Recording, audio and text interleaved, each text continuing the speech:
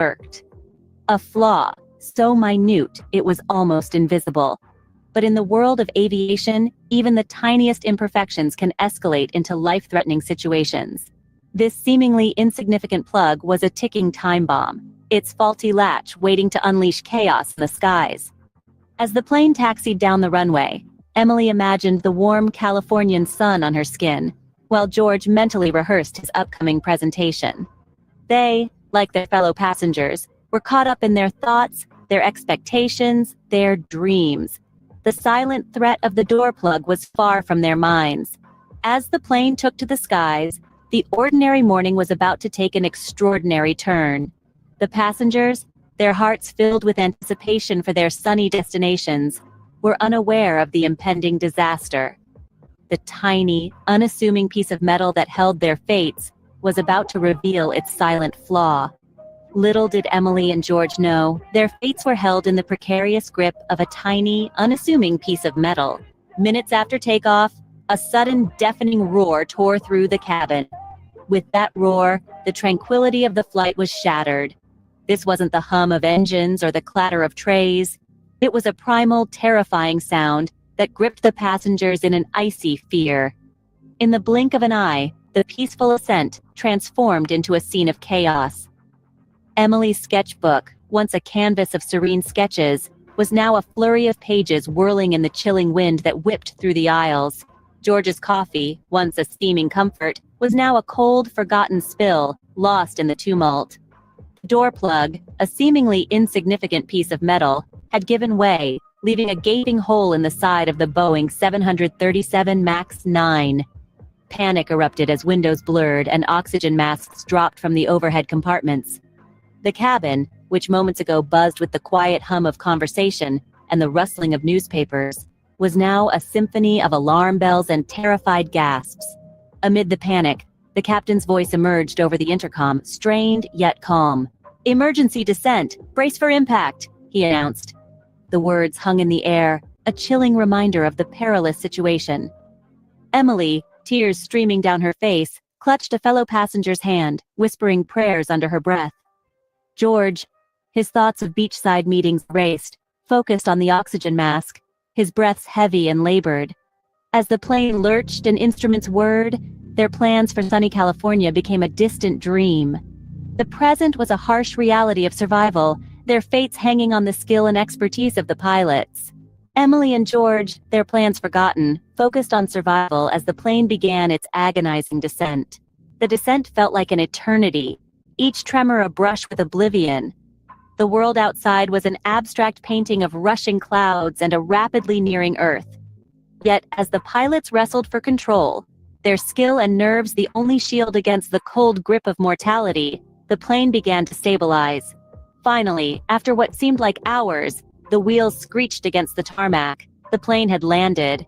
The relief that washed over the passengers was palpable, a collective sigh that echoed through the cabin, a testament to their shared ordeal. The fading evening sun was punctuated by the flashing lights of emergency vehicles, dotting the landscape like stars in a twilight sky. As they swarmed the aircraft, the passengers slowly began to disembark. Each step onto the solid ground was a step away from the fear that had gripped them, a step towards the comforting familiarity of the everyday. They carried with them a newfound appreciation for the ground beneath their feet, a simple, life-giving solidity that they had taken for granted. The aftermath was a whirlwind of activity. Investigations were launched, questions asked, answers sought. The culprit was finally unveiled, a manufacturing defect in the door plug, a microscopic error, a tiny oversight that had grown into a near catastrophe. It was a stark reminder of the delicate balance between human ingenuity and the unforgiving laws of physics. Yet, amidst the chaos, there was a quiet resilience. The passengers, each carrying their own personal scars from the ordeal, returned to their lives. Among them were Emily and George. Shaken but alive, they returned home, their lives forever marked by their shared brush with mortality. Emily's paintings took on a new depth, each stroke a testament to her survival. George, his business deal forgotten, found solace in the simple act of breathing, each breath a reminder of the preciousness of life. Their stories, like the others, became a part of the larger narrative, a testament to human resilience in the face of adversity. In the aftermath, the door plug incident became a stark reminder of the delicate balance between human ingenuity and the unforgiving laws of physics. It was a wake-up call for the aviation industry, a harsh truth that even the smallest of oversights can lead to catastrophic outcomes. The incident spurred a thorough reevaluation of safety protocols. Manufacturers scrutinized every nut, bolt, and plug, every seemingly insignificant piece of metal. Airlines grounded their fleets of similar aircraft, prioritizing passenger safety over profits. The National Transportation Safety Board conducted rigorous investigations, leaving no stone unturned. The door plug incident, as it came to be known, had set off ripples that touched every corner of the aviation world. But the ripples extended far beyond the confines of airport hangars and corporate boardrooms. They reached into the hearts and lives of those on board that fateful flight. Take Emily, the young artist. Her paintings, once filled with soft pastels and dreamy landscapes, took on a new depth. The memory of the terrifying descent, the primal fear, the held breaths, they all found their way onto her canvas. Her art became a testament to the resilience of the human spirit in the face of adversity. And then there was George, the businessman. His priorities, once dominated by profit margins and boardroom politics, underwent a seismic shift. He traded beachside meetings for video calls, cherishing the comfort and safety of home. The incident was a stark reminder of the fragility of life, prompting him to focus on what truly mattered.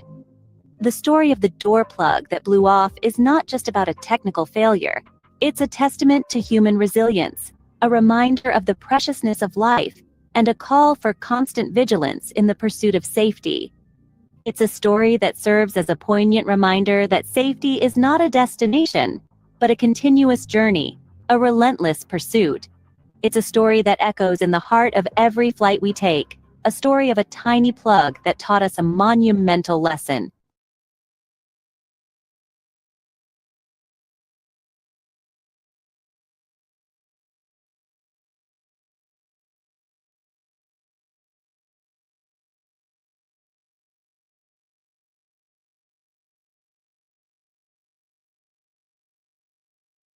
Have you ever wondered about the inception of the AH-64 Apache, one of the most powerful attack helicopters in existence? The story begins amidst the frosty tensions of the Cold War era, where the world's superpowers were engaged in a persistent arms race. The Army Air Corps, recognizing the need for a formidable attack helicopter, scoured the market for a machine that could deliver devastating firepower, exceptional maneuverability, and advanced avionics. Their search led them to the AH-64 Apache, a striking embodiment of strength, precision, and technological prowess. The Apache was not just another helicopter, it was a statement, a testament to the advancements of military aviation. It was selected for its potential to revolutionize the battlefield, to tilt the scales in favor of those who wielded it. And so, against the backdrop of a world teetering on the brink of conflict, the AH-64 Apache was born, ready to make its mark on military aviation history. Now let's delve into the heart of the Apache, its technical specifications and weaponry. The AH-64 Apache is a beast of a helicopter, boasting a lethal combination of power and precision. It's armed to the teeth, starting with a 30mm M230 chain gun mounted under the nose. This fearsome weapon can fire over 600 rounds per minute, decimating anything in its path. But that's just the beginning. The Apache also features 4 hardpoints for carrying a variety of armaments.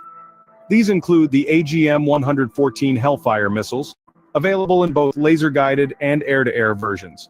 Then there are the Hydra 70 rocket pods, unguided rockets perfect for area suppression. And for extra punch against lightly armored targets, the Apache can be fitted with M261 20mm cannon pods. But a helicopter is only as good as its ability to stay in the sky. That's where the Apache's survivability features come into play. The aircraft is designed with redundant systems throughout, ensuring it can keep flying even if damaged. It also boasts self-sealing fuel tanks and armor plating in critical areas to protect the crew and vital systems. And what about finding and tracking targets? That's where the Apache's advanced avionics come in. The fire control radar enables the crew to acquire and track targets in all weather conditions. Night vision sensors allow for low-light operations, and the integrated communication and navigation systems ensure the Apache is always where it needs to be, when it needs to be there. Performance-wise, the Apache is no slouch. It has a top speed of 293 kilometers per hour, or 182 miles per hour, and a range of 476 kilometers, or 296 miles. In short, the Apache is a flying fortress, a heavily armed multi-role attack helicopter designed to dominate the battlefield. With such a formidable arsenal and advanced tech, the Apache is a true force to be reckoned with. Armed with all this knowledge, how has the Apache performed in the field? Let's take a journey back to 1984, when the Apache first took to the skies in service of the U.S. Army. This powerful bird of prey quickly became a force to be reckoned with. The Gulf War was the Apache's first major test. It rose to the challenge, proving its worth as a formidable attack helicopter. Its night vision sensors allowed for low-light operations, giving the U.S. forces a distinct advantage. The Apache's firepower was on full display, its 30mm chain gun and Hellfire missiles leaving a lasting impression on the battlefield. Fast forward to the Iraq War and the war in Afghanistan. The Apache remained a constant presence, its advanced avionics and devastating weaponry playing a crucial role in these conflicts. Night or day, in all weather conditions, the Apache was always ready for action. Its ability to fly close to the ground, combined with its sophisticated fire control radar, made it a nightmare for enemies. And it's not just the US that has harnessed the power of the Apache. This multi-role attack helicopter has been exported to several countries. Israel, India, the Netherlands, they've all seen the benefits of having the Apache in their arsenals. Used in various military operations, the Apache has proven time and again its worth on the global stage. But the Apache is not just about warfare. It's also about the people who operate it. The two pilots, seated one in front of the other, work together in perfect harmony. They are the heart and soul of the Apache. Their skills and bravery as important as the advanced technology they command. From its first flight to its latest mission, the Apache has shown why it's considered one of the world's most advanced and proven attack helicopters. Its powerful engines, combined with its advanced avionics and devastating weaponry, have made it a true icon of the skies. The Apache's track record speaks volumes about its effectiveness and reliability in combat situations, and it continues to evolve, staying at the forefront of attack helicopter technology, ready for whatever the future may hold. So where does the Apache stand today? The Apache helicopter, born during the Cold War era, has evolved over the years into a more advanced and formidable machine. The latest in the line is the AH-64E model, the most modern configuration of the Apache. This version has seen numerous enhancements to its sensors, software, and weapons performance, ensuring it continues to be a force to be reckoned with on any battlefield.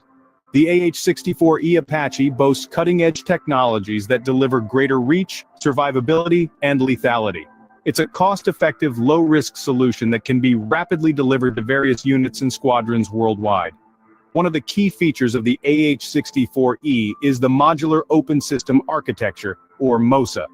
This approach allows for the seamless integration of new technologies and capabilities, ensuring that the Apache remains at the forefront of attack helicopter technology. Looking at the global scale, the Apache has a strong presence. With over 1,280 aircraft in operation and over 5 million flight hours, including 1.3 million in combat, the Apache has proven itself as a reliable and trusted workhorse. The AH-64E itself has been delivered to over 730 Apaches worldwide. As for the future, it seems bright for the Apache. With Boeing providing a range of services to support Apache fleets worldwide, the helicopter is set to remain a key player in the defense sector. The constant innovation and upgrades ensure that the Apache will continue to evolve and adapt to the changing needs of the battlefield. It's also worth noting that the Apache is not just a symbol of American military power. It has been delivered to various countries, extending its influence and reputation on a global scale. From the deserts of the Middle East to the mountainous terrains of Asia, the Apache has proven its mettle in diverse environments and combat situations. The Apache, still soaring high in the skies, continues to be a symbol of military might and technological advancement. So, what can we take away from the story of the AH-64 Apache? From its inception during the Cold War era, the Apache has evolved into a symbol of power, precision, and resilience. It's not just a helicopter but a fine-tuned machine, bristling with advanced avionics, devastating weaponry, and robust, redundant systems that ensure its survivability. The Apache's technical details are a testament to its prowess. From the 30mm chain gun firing over 600 rounds per minute, to the variety of weapons it can carry, the Apache is a force to be reckoned with. Its advanced avionics, including fire control radar and night vision sensors, ensure it can acquire and track targets in all weather conditions, day or night. In action, the Apache has proven its mettle in numerous conflicts, from the Gulf War to the war in Afghanistan. The Apache's performance in combat is a testament to its design, and its continued service with the U.S. Army and other forces around the world underscores its relevance in modern warfare. Today, the Apache continues to dominate the skies, testament to human ingenuity and the art of warfare. It's a symbol of how far we've come in the realm of military technology, and a reminder of the need for continued innovation. From its birth during the Cold War era to its present-day dominance, the AH-64 Apache remains a testament to human ingenuity and the art of warfare.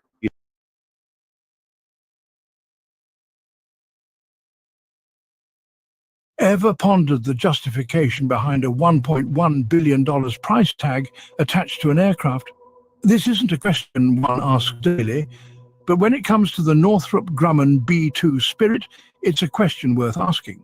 The B-2, often referred to as the stealth bomber, is a testament to human innovation and a symbol of the immense power of military aviation. Each unit comes with a colossal price tag of $1.1 billion, making it one of the most expensive warbirds ever to grace the skies. So, what makes this aircraft worth such a formidable investment? To understand this, we need to delve into the world of the B-2, a realm where cutting-edge technology dances with devastating firepower. The B-2 isn't just another aircraft, it's an engineering marvel that is virtually invisible to enemy detection systems. Its sleek, tailless flying wing design isn't a stylistic statement, rather it's the cornerstone of its stealth capabilities. Radar waves, the nemesis of conventional aircraft, bounce harmlessly off the B-2's meticulously angled surfaces, rendering it unseen and unheard until it strikes with surgical precision. The B-2 Spirit isn't bound by the constraints of frequent refueling. Its operational range exceeds 6,800 miles, allowing it to reach any corner of the Earth. It's a strategic chess piece, capable of delivering its deadly payload anywhere on the board, a silent harbinger of unforeseen consequences. The belly of the B-2 is a veritable armory, housing a diverse range of weapons for various tactical scenarios. From JDAM-guided bombs that carve through fortified bunkers to AGM-154 C-joint standoff weapons that blanket enemy airfields, the B-2's arsenal is as formidable as it is versatile. The B-2's hefty price tag has sparked debate, with critics arguing that the funds could be better directed towards social programs or alternative military endeavors. Supporters, however, point to the B-2's undeniable strategic value. Its ability to cripple enemy infrastructure, disrupt command centers, and demoralize opposing forces without risking pilot lives makes it a potent deterrent and a valuable asset in modern warfare. Now let's delve into the history of this billion-dollar ballet of stealth and power. The B-2 Spirit was born during the Cold War, a time when the world was gripped by the fear of nuclear conflict. The threat of nuclear warfare loomed large, and a new breed of aircraft was envisioned, one capable of penetrating deep into enemy territory undetected to deliver a nuclear payload if necessary. Thus, the concept of the B-2 stealth bomber took flight. The B-2's design and stealth technology were heavily influenced by previous aircraft designs, particularly those that prioritized low visibility to radar systems. The objective was clear: to render this new bomber virtually invisible to enemy detection, a ghost in the sky. But bringing this concept to life was no easy task. The development of the B-2 was initially plagued by delays and cost overruns. The challenges were manifold, from perfecting its sleek, tailless flying wing design to developing the cutting-edge materials needed to cloak it from radar. Each step of the journey was a lesson in perseverance and innovation. But despite the hurdles, the vision for this stealthy warbird remained unwavering. The program produced 21 B-2S between the years of 1987 and 2000.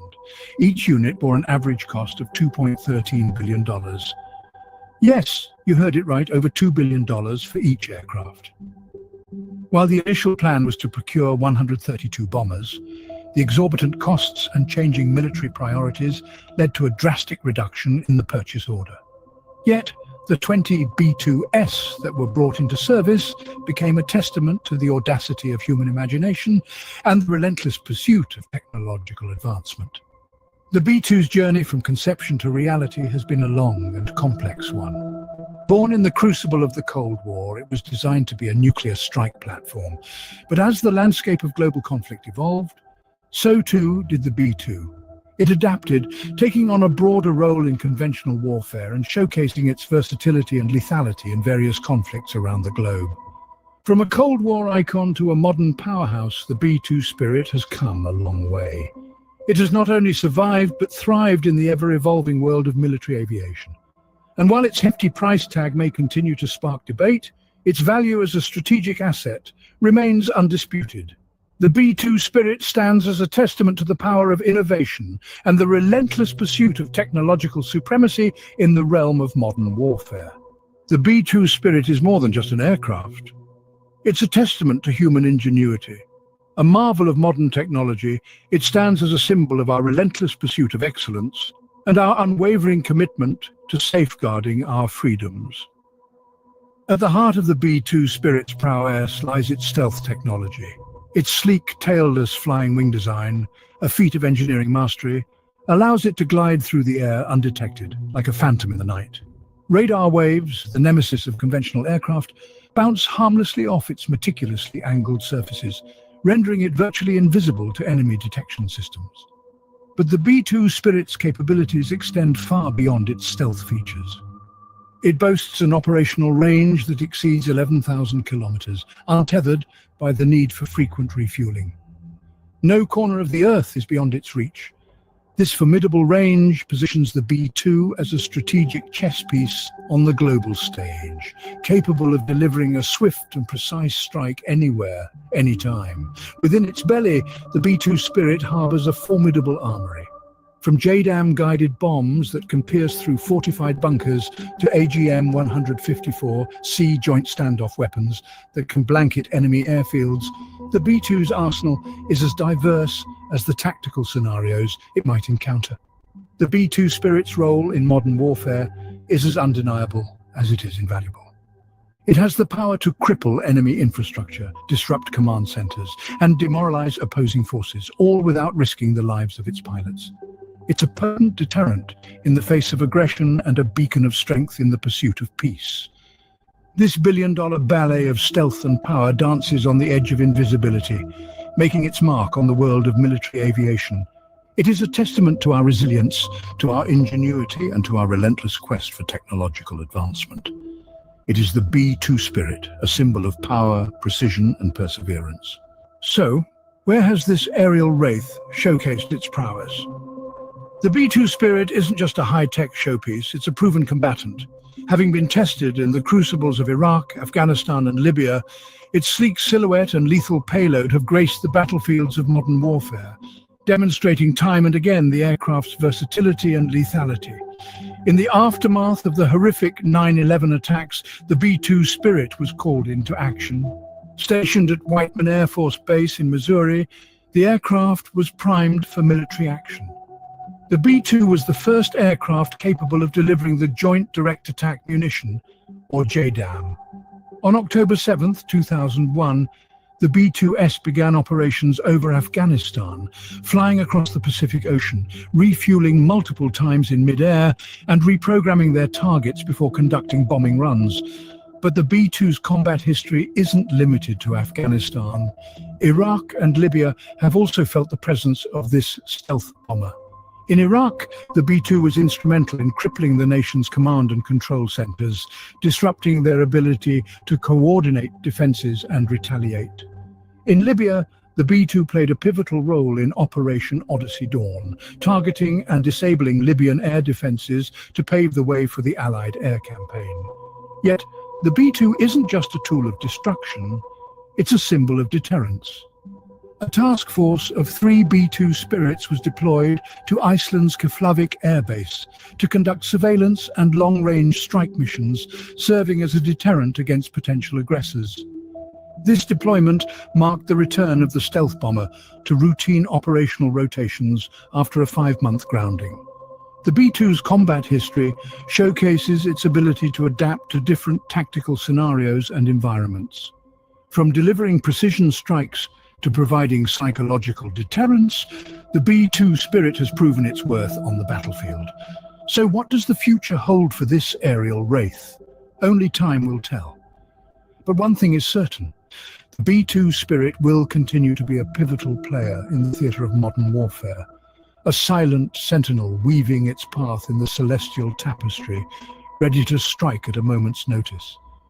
Whether lauded as a strategic masterpiece or criticized as a financial folly, the B-2 Spirit's impact is undeniable.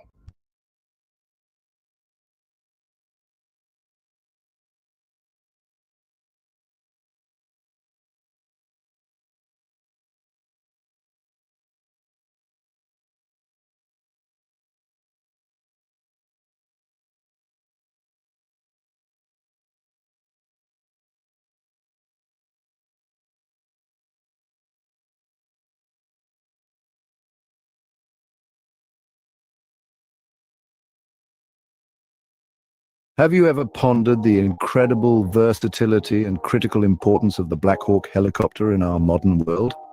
Often seen as the quiet hero of the skies, the Sikorsky UH-60 Black Hawk is a true workhorse, tirelessly performing a wide range of tasks with unyielding tenacity. Known affectionately by its crews as the Mule, this impressive machine is a testament to the power of innovative design and engineering. For over 4 decades, the Black Hawk has been a mainstay of military and humanitarian operations worldwide. Its ruggedness and versatility have earned it a reputation for reliability in the most demanding environments. From the heat and dust of desert terrain to the icy winds of Arctic landscapes, the Black Hawk rises to the challenge, delivering unwavering performance time and time again. But what makes the Black Hawk such a remarkable machine? Well, it's not just about power, it's about adaptability. With a spacious cabin that can accommodate 11 fully equipped troops, or 6 litters for medical evacuation, the Black Hawk is a vital asset for troop deployment and casualty extraction.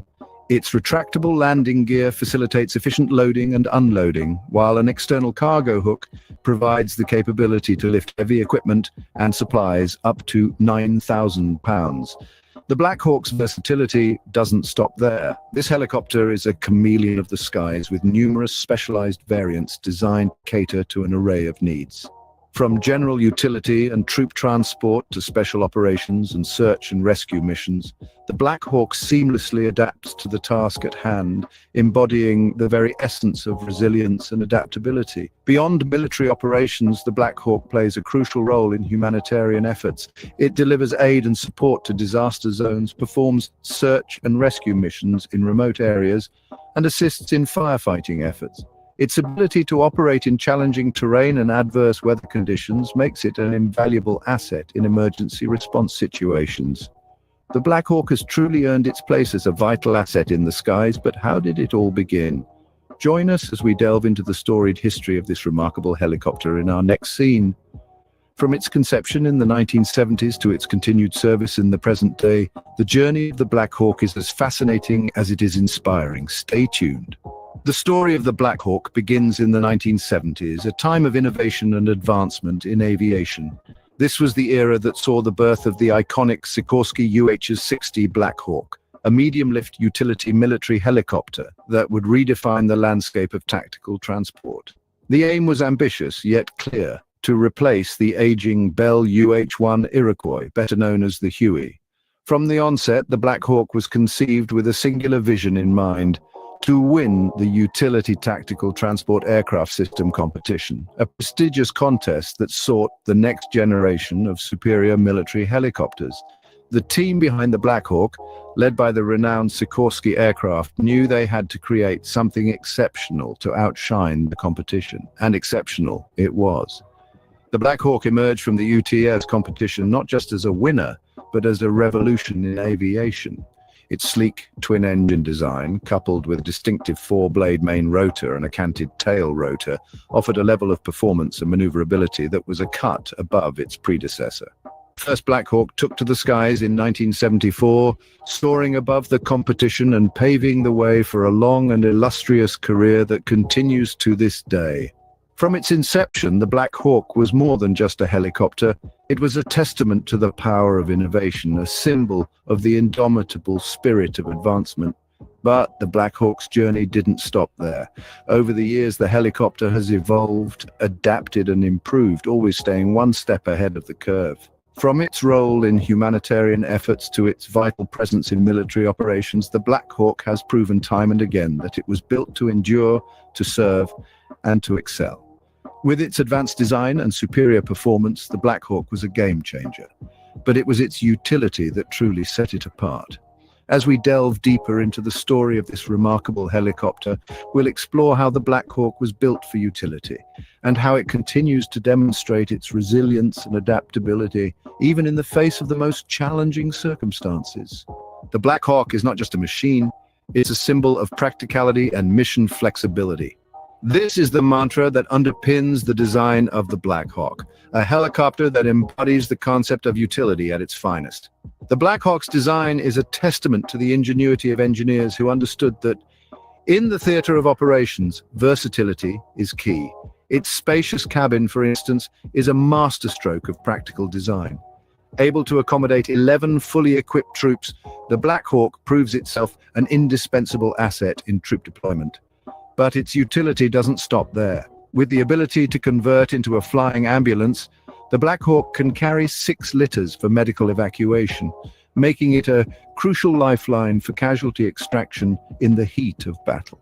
Then there's the retractable landing gear, a feature that may seem minor, but in fact plays a pivotal role in the Black Hawk's operational efficiency.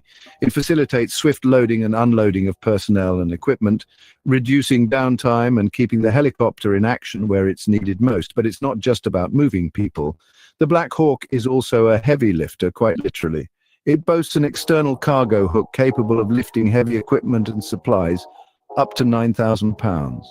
From delivering vital provisions to remote outposts to airlifting vehicles and artillery, the Black Hawk's utility reaches far and wide. And let's not forget the crucial role it played in high-risk covert operations. The Black Hawk's modifications for stealth missions, incorporating radar-absorbent materials and extra-tail rotor blades, demonstrate its ability to adapt to the most demanding scenarios. While it may not be completely stealthy, these modifications make it more low observable, proving that the Black Hawk can be as subtle as it is forceful. In the world of military aviation, the Black Hawk stands out not because it excels in a single role, but because it is a jack of all trades. It has the capacity to adapt and evolve according to the needs of the mission, making it an invaluable asset on the battlefield and beyond. The Black Hawk is not just a one-trick pony. Its strength lies in its adaptability. A testament to an enduring legacy of excellence, the Black Hawk continues to serve, proving that when it comes to utility, it's in a league of its own. The Black Hawk's ability to adapt to diverse needs is what truly makes it a versatile workhorse of the skies.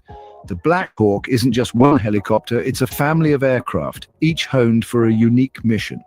Let's take a closer look at some of these specialized variants. First up is the UH-60L/M Black Hawk, the base model for general utility and troop transport.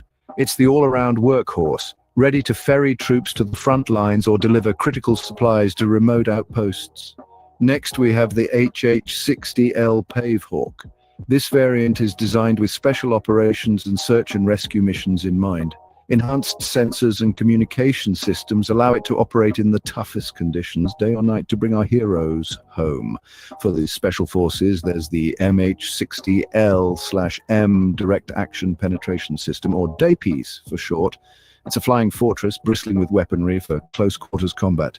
This heavily armed variant is a testament to the Black Hawk's adaptability, transforming from a humble transporter to a formidable war machine. Last but certainly not least, we have the VH-60N Seahawk. It might not be the most combat-ready variant, but it serves one of the most important roles, transporting the President of the United States. Known as Marine One, when the President is on board, This luxurious variant is a symbol of the Black Hawk's versatility and resilience. Each of these specialized variants showcases the Black Hawk's ability to adapt and overcome. It's a testament to the creativity and ingenuity of the engineers who have taken this platform and tailored it to such a wide variety of roles. Beyond the battlefield, the Black Hawk has also left a significant impact on humanitarian operations. From delivering aid to disaster-stricken areas to airlifting casualties for medical evacuation, the Black Hawk continues to prove its worth as a true versatile workhorse of the skies. The Black Hawk's reach extends far beyond the battlefield, into the realms of humanitarian aid and disaster response. This versatile workhorse of the skies is often the first on the scene during crises, providing life-saving support in the face of disaster, from delivering vital supplies to isolated communities cut off by natural disasters, to airlifting injured individuals from remote locations. The Black Hawk is a beacon of hope in desperate times. Its ability to operate in challenging terrain and adverse weather conditions sets it apart. Whether navigating the rugged mountains of Afghanistan or braving the intense heat of wildfire-ravaged forests, the Black Hawk's resilience and adaptability shine through. It's not just a military asset, but a lifeline for those in need. This helicopter doesn't just excel in warfare, it's instrumental in firefighting efforts too. Equipped with large water buckets, Black Hawks can douse raging infernos from above, protecting our homes and natural landscapes. The Black Hawk's legacy is not just about military prowess, but also about saving lives and providing aid when it's needed the most. It's a testament to the power of innovation and the indomitable spirit of those who fly them, highlighting that even in times of conflict, there's always room for compassion and assistance. The Black Hawk has served in countless conflicts and humanitarian missions around the globe, earning respect and admiration. From the jungles of Vietnam to the mountains of Afghanistan, this helicopter has demonstrated a remarkable ability to adapt and perform under all conditions. Its global presence is a testament to its versatility and resilience, serving not only as a military workhorse but also as a beacon of support in times of crisis. In the stealthy night raid on Osama bin Laden's compound in 2011, the Black Hawk's adaptability was on full display. Modified to reduce their radar signature and acoustic noise, these helicopters were able to infiltrate enemy territory undetected, showcasing the Black Hawk's potential for covert operations. But it's not just military personnel who have come to respect this machine. Civilians too have felt the impact of the Black Hawk in times of need. During humanitarian missions, it has delivered aid and support to disaster zones, performed search and rescue missions in remote areas, and assisted in firefighting efforts. Its ability to operate in challenging terrain and adverse weather conditions has made it an invaluable asset in emergency response situations. With its reliability, versatility, and survivability, the Black Hawk continues to be a vital cog in the machinery of modern military and humanitarian operations, ensuring its legacy endures for many years to come.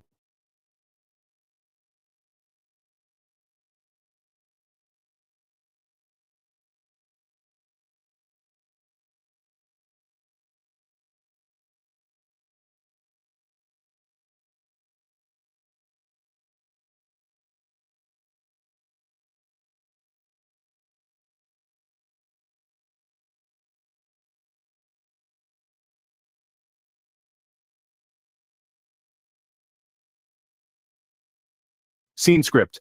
Have you ever wondered what makes Gulfstream jets so popular among the elite? Well, it's a combination of high performance, long-range capabilities, and luxurious interiors that set these jets apart. Gulfstream, a subsidiary of General Dynamics, is known for manufacturing a wide range of business jets that are as stylish as they are efficient. For starters, let's delve into the Gulfstream G700, the flagship of the fleet. This jet is a marvel of engineering, boasting the longest range of any business jet, a whopping 7,750 nautical miles. It's not just about the range though. The G700 can comfortably accommodate up to 19 passengers, offering a variety of amenities such as a full galley, conference room, and cutting-edge entertainment systems. Then, there's the Gulfstream G650, another long-range jet that's known for its speed, cruising at Mach 0.90. It's not just the speed that's impressive, it's the quiet cabin that allows passengers to enjoy their journey in peace. For mid-size travel, the Gulfstream G500 is a popular choice. With a range of 5,275 nautical miles, it can seat up to 12 passengers in a stylish cabin that exudes comfort. The smallest jet in the Gulfstream family, the G400 is perfect for shorter range trips. With a range of 4,200 nautical miles, it offers a good balance of performance and value. Gulfstream doesn't just stop there. The company also produces several other business jets, including the G800, G350, and G280, each designed with the same commitment to excellence. So, what makes Gulfstream jets so popular? It's their high performance, ability to operate in a variety of weather conditions, luxurious interiors, and the commitment to safety. Add to that Gulfstream's comprehensive support to its customers, including 24/7 technical support and a global network of service centers, and you can see why these jets are a preferred choice for corporate travel and private ownership. With a range of options, Gulfstream jets cater to a variety of needs, making them a top choice for those who prioritize performance, comfort, and luxury. Now, let's delve into the specifics of some of the most popular Gulfstream models. At the top of the line, we find the Gulfstream G700. This flagship model stands in a class of its own, boasting the longest range of any business jet at 7,750 nautical miles. With the ability to comfortably seat up to 19 passengers, the G700 is not just about getting you to your destination, but about making the journey as enjoyable as possible. Amenities such as a full galley, conference room, and advanced entertainment systems transform this aircraft into a flying penthouse. Next in the lineup is the Gulfstream G650. This jet is a marvel of speed and silence. Capable of flying up to 7,500 nautical miles and accommodating up to 18 passengers, the G650 cruises at Mach 0.90. But perhaps its most impressive feature is its quiet cabin, a haven of tranquility high above the clouds. For those seeking a mid-sized jet, the Gulfstream G500 is a popular choice. With a range of 5,275 nautical miles, this jet is perfect for transcontinental travel. Designed to seat up to 12 passengers, the G500 doesn't compromise on comfort or style, offering a cabin that rivals those of its larger counterparts. Finally, we have the Gulfstream G400. As the smallest jet in the Gulfstream family, the G400 offers a range of 4,200 nautical miles and can seat up to 10 passengers. Ideal for shorter range trips, this jet strikes a perfect balance between performance and value, offering all the luxuries of a Gulfstream jet in a more compact package. Each of these models stands testament to Gulfstream's commitment to excellence, pushing the boundaries of what is possible in private aviation. From the spacious and luxurious interiors to the high-performance capabilities, these jets are designed to deliver an unparalleled flying experience. Each Gulfstream model offers a unique blend of performance and luxury, ensuring that there is a jet to suit every requirement. But Gulfstream jets offer more than just high performance and luxury interiors. Delving deeper, one can appreciate the additional features that make these jets so sought after. Safety is a paramount concern for Gulfstream. These jets are built to the highest safety standards in the industry. Every aircraft is a testament to Gulfstream's dedication to safety, from the initial design to the final assembly. These jets are equipped with advanced avionics and navigation systems, ensuring that your flight is not only comfortable, but also secure. The Gulfstream commitment to safety is unwavering, and it's this commitment that has helped them earn the trust of their customers. But the Gulfstream experience doesn't stop at safety. The company has a reputation for its comprehensive customer support. Gulfstream understands that a jet is a significant investment, and they go above and beyond to ensure that their customers feel supported. They offer round-the-clock technical support, ensuring that help is always just a phone call away. Plus, with a global network of service centers, maintenance and repairs are quick and convenient, no matter where in the world you might be. Gulfstream also prides itself on the advanced avionics and navigation systems found in their jets. These state-of-the-art systems are designed to enhance pilot situational awareness and reduce workload, ensuring a smooth and stress-free flight. From touchscreen controls to synthetic vision systems, Gulfstream is at the forefront of aviation technology. The Gulfstream experience is more than just a flight. It's the peace of mind that comes from knowing you're in safe hands. It's the confidence that comes from flying in an aircraft built to the highest standards. It's the convenience of having a global support network at your fingertips. It's the thrill of piloting a jet equipped with the latest technology. With Gulfstream, it's not just about the journey, but also the overall experience. So, Who are some of the notable figures who own a Gulfstream, you may wonder?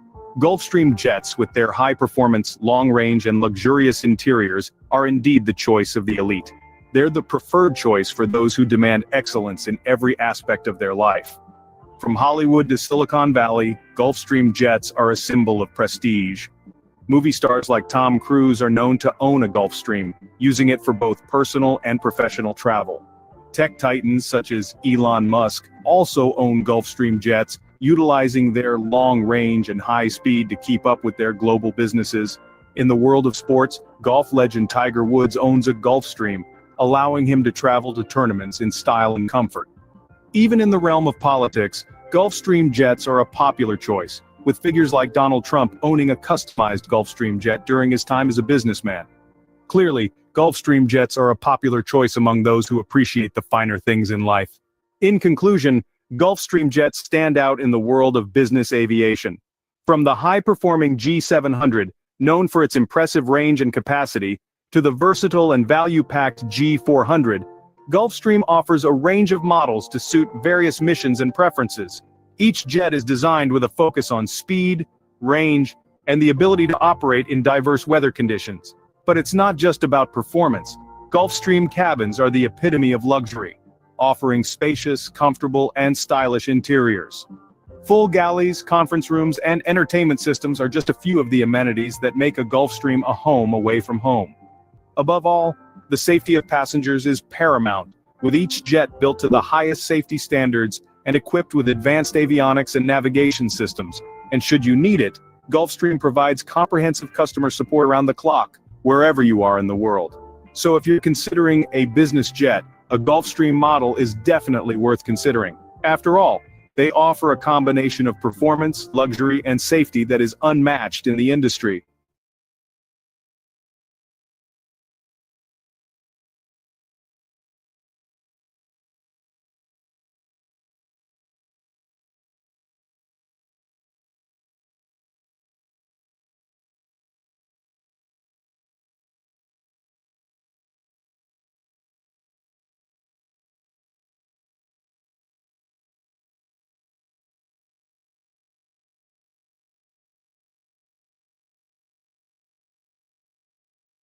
What makes the Bell Boeing V-22 Osprey stand out from the crowd of aircraft?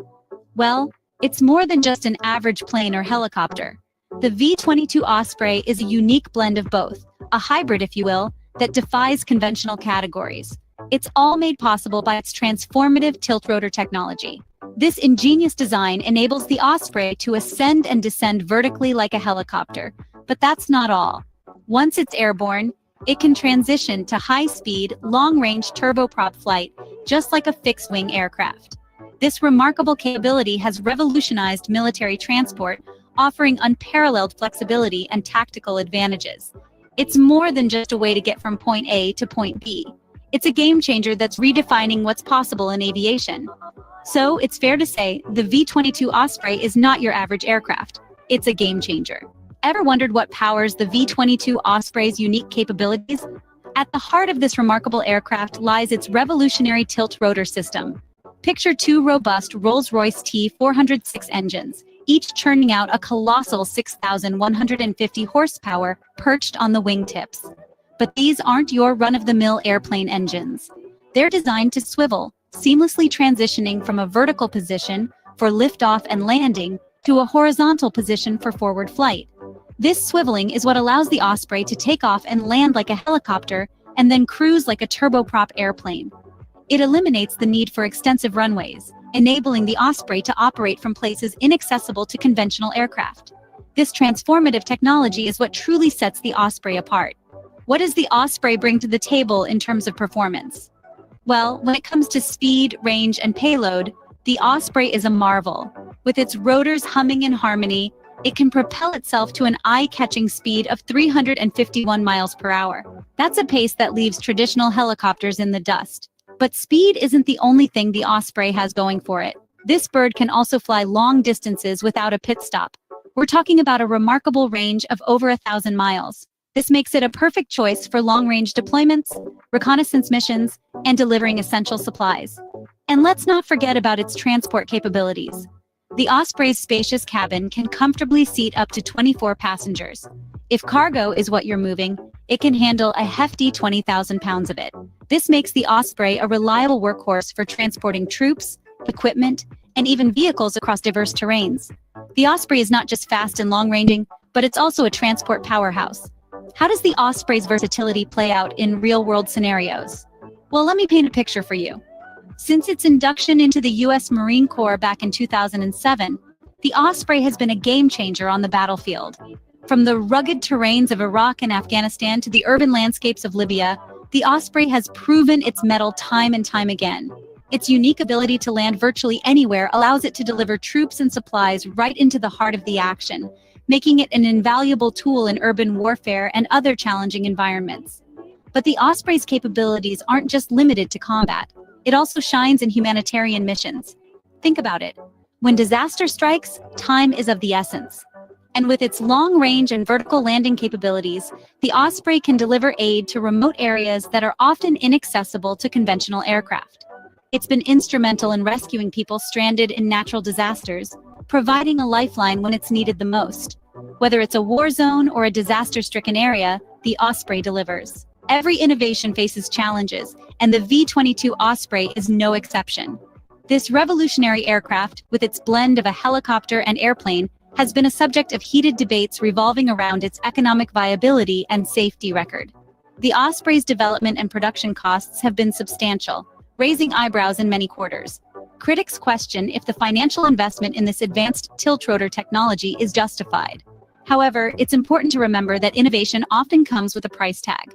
The Osprey's unique capabilities, its speed, range, payload, and operational flexibility, are unparalleled, and they've revolutionized military transport significantly. Safety is another concern that has been associated with the Osprey. Its history is marred by accidents, some of which led to tragic loss of life. This has understandably raised questions about its reliability. However, it's crucial to note that lessons have been learned from these unfortunate incidents. Stricter safety protocols have been implemented, and ongoing advancements in technology are continually enhancing the Osprey's safety features. For instance, after a fatal crash off the coast of Yakushima Island, Japan, the entire fleet of V-22 Ospreys was grounded. An operational stand-down was initiated to investigate the cause of the crash, highlighting the seriousness with which safety issues are addressed. The path to innovation is rarely smooth. The V-22 Osprey, with its groundbreaking tiltrotor technology, continues to face its share of hurdles. But it's through addressing these challenges that we pave the way for progress. Despite the hurdles, the Osprey's innovative design and capabilities promise an exciting future for air travel. So, what makes the V-22 Osprey truly special? Well, it's a unique blend of helicopter and airplane, a revolutionary example of tiltrotor technology. This transformative design allows the Osprey to perform vertical takeoffs and landings, like a helicopter, while also achieving high-speed, long-range flights like a fixed-wing aircraft. The Osprey's powerful Rolls-Royce engines, capable of swiveling from vertical to horizontal, unlock its potential and eliminate the need for lengthy runways. This aircraft can reach impressive speeds and cover vast distances without refueling, making it ideal for long-range deployments and essential supply deliveries. It's a versatile asset, serving in various combat operations and humanitarian missions, capable of delivering troops and supplies into challenging environments. While its development and production costs have sparked debates about its economic viability, ongoing advancements in technology and stricter safety protocols are addressing these concerns, paving the way for a future where the Osprey's unique capabilities can be harnessed even more effectively. The V-22 Osprey, a testament to human ingenuity, continues to redefine our expectations of what's possible in the skies.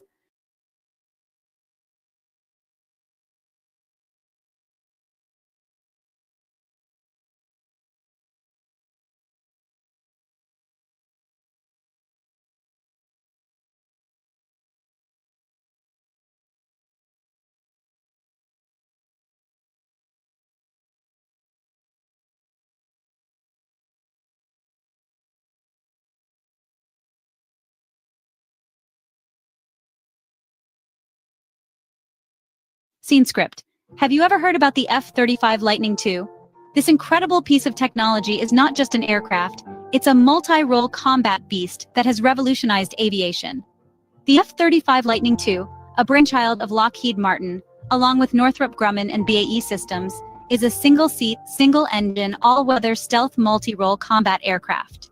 Its versatility lies in its ability to perform air superiority and strike missions while also providing electronic warfare and intelligence, surveillance, and reconnaissance capabilities. This aircraft isn't just one of a kind, it's three of a kind. It comes in three main variants tailored to specific operational requirements. The F-35A, designed for conventional takeoff and landing. The F-35B, engineered for short takeoff and vertical landing. And the F-35C, built for carrier-based operations. It's the world's only fifth-generation fighter jet currently in operation, a title that carries with it a suite of advanced features. Stealth, for instance, is at the heart of the F-35's design, making it difficult to detect by radar and other sensors. But the marvel doesn't end there. The F-35 is a supersonic jet with a long range and high payload capacity, making it a formidable force in the sky. This aircraft is not just a testament to human ingenuity, but also an example of international cooperation. Developed by a consortium led by Lockheed Martin, the F-35 has found homes in the United States Air Force, Navy, and Marine Corps. It has also been adopted by several other countries, including the United Kingdom, Israel, and Japan, showing its global appeal and versatility. Now that you know what the F-35 Lightning II is, let's delve into its development history and how it has evolved over time. The development of the F-35 Lightning II is a story of innovation, collaboration, and overcoming obstacles. This journey begins with the Joint Strike Fighter program of the 80s and 90s. The program aimed at merging various combat aircraft initiatives into one cohesive, multi-role combat aircraft design. Lockheed Martin, the program's lead, worked alongside principal partners Northrop Grumman and BAE Systems. Together, they ambitiously set out to create a family of single-seat, single-engine, all-weather stealth multi-role combat aircraft. The aircraft would come in three main variants: the conventional takeoff and landing F-35A, the short takeoff and vertical landing F-35B, and the carrier-based F-35C. Funding for the development of the F-35 was primarily sourced from the United States. However, additional financial support came from NATO countries and U.S. allies. This international collaboration expanded to include partners such as the United Kingdom, Italy, the Netherlands, Denmark, Norway, Canada, Australia, and Turkey. Each of these nations played a significant role in the aircraft's development process. However, the journey to create the F-35 was not without its hurdles. The program faced mounting criticism for its sheer size and complexity. Cost overruns became a recurring issue, and delays were not uncommon. These challenges led to a wave of skepticism and questioned the viability of the project. Despite these obstacles, the F-35 Lightning II took its first flight in 2006, marking a significant milestone in the program. The aircraft was finally ready to be tested, refined, and eventually put into service. The United States military officially adopted the F-35 in 2015, with plans to acquire 2,456 units by 2044. This move set the stage for the F-35 to become a cornerstone of NATO and U.S. allied air power. Since its first flight, the F-35 Lightning II has continued to evolve, improve, and adapt. It has become a symbol of progress and has set new standards in aviation technology. Despite the challenges faced, the F-35 Lightning II finally took to the skies in 2006 and has been evolving ever since. From its first flight in 2006, the F-35 Lightning II has come a long way.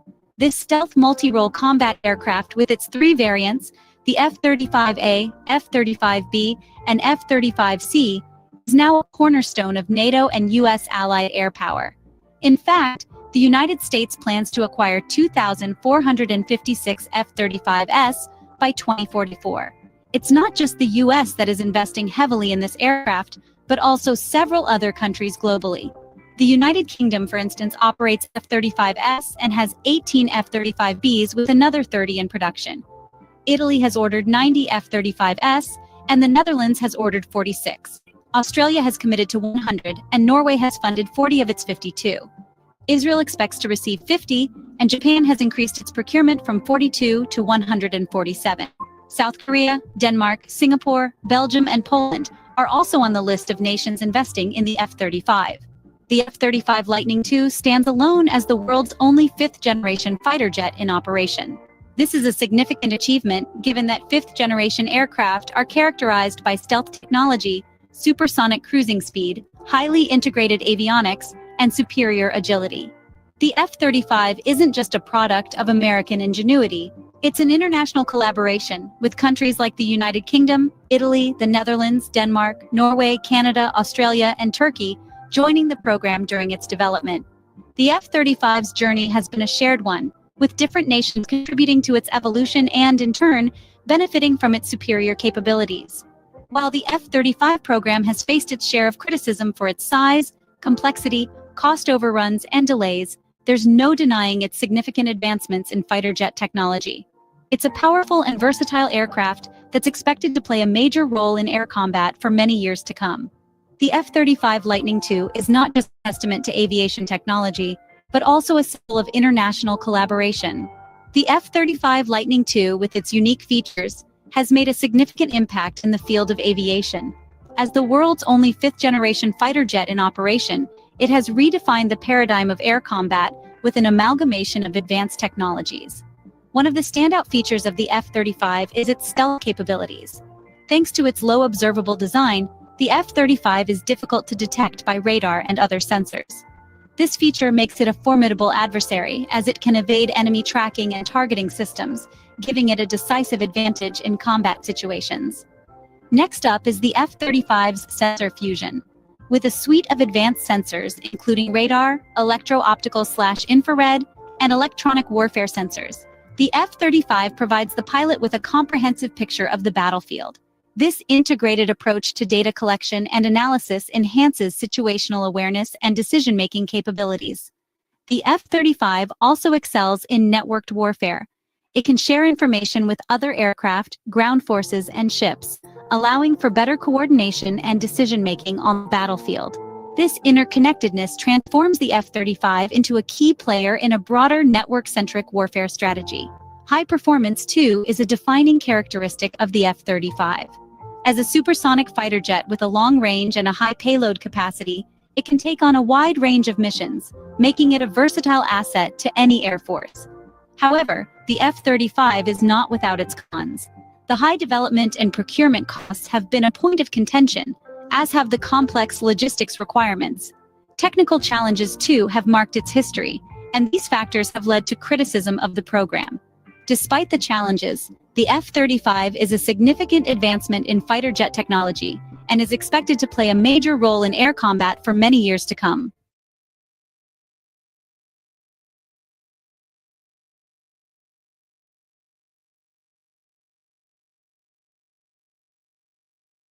Have you ever wondered about the capabilities of the Boeing CH-47 Chinook helicopter? This remarkable aircraft, instantly recognizable by its distinctive tandem rotor design, is unlike any other. As a heavy-lift chopper, the Chinook has been a steadfast servant to militaries across the world for over 6 decades. It's not just its long service history that commands respect, but also its raw power, versatility, and tenacity to operate in the most challenging environments. Born out of a need to replace the Sikorsky CH-37 Mojave, the Chinook made its maiden flight in the early 60s, and since then it has seen multiple iterations, each better than the last. Its reputation as a reliable workhorse has spread far and wide, making it a preferred choice for many nations. From transporting troops and heavy equipment to carrying out rescue missions in remote areas, the Chinook has proved its mettle time and again. This unique helicopter with its unmistakable silhouette is a symbol of airlift capabilities across the globe. So, what makes the Chinook stand out in the crowded field of military helicopters? At first glance, it's the tandem rotor design. This unique feature eliminates the need for a tail rotor, leading to increased lift capacity and exceptional maneuverability. The two rotors spinning in opposite directions create a powerful upward thrust, allowing the Chinook to carry substantial loads that would be impossible for many other helicopters. Beneath the rotors, we find the heartbeat of the Chinook. Two Honeywell T55GA 714A turboshaft engines. These mechanical marvels generate impressive power, enabling the Chinook to lift up to 22,500 pounds of cargo. That's equivalent to about 55 fully equipped troops. Step inside the Chinook and you're greeted by a cavernous cabin offering over 33 cubic meters of space. Whether it's troops, vehicles, equipment, or humanitarian aid, the Chinook can accommodate it. This spacious interior, combined with the Chinook's substantial lifting power, makes it an optimal choice for a variety of missions. Despite its size and power, the Chinook is no lumbering giant. It's built to withstand harsh conditions. The durable airframe and rotor blades are designed for a long service life and demanding operations. Whether it's flying through a sandstorm or navigating icy mountain ranges, the Chinook stands up to the challenge. Last, but certainly not least, is the Chinook's advanced avionics. Latest CH-47F models boast modern systems, including a digital cockpit and advanced navigation aids. These features enhance situational awareness, aid in navigation, and contribute to the safety of every mission. The Chinook's features, from its powerful engines to its advanced avionics, enable it to perform a wide range of missions with unparalleled efficiency. But how does the Chinook apply these features in real-world situations, you may ask? Well, its versatility is reflected in its diverse operational roles. Firstly, the Chinook serves as a troop transport. It's the go-to helicopter for ferrying troops and equipment into combat zones. Yes, often under fire. Its power, ample cabin space, and unique design allow it to land in confined spaces and rough terrains, making it an invaluable asset for battlefield mobility and resupply missions. Then there's the heavy lift cargo role. From hauling artillery pieces and armored vehicles to transporting humanitarian aid and disaster relief supplies, the Chinook's impressive payload capacity, boosted by its powerful engines and tandem rotor design, makes it a critical asset in various missions. It's not just about strength, but also about adaptability. The Chinook also plays a vital role in medical evacuation. Its spacious cabin and ease of loading and unloading make it ideal for this purpose. Imagine the scenario: an injured soldier or civilian in urgent need of medical attention, swiftly transported to safety. That's the Chinook, providing vital support when it matters most. And lastly, let's consider search and rescue operations.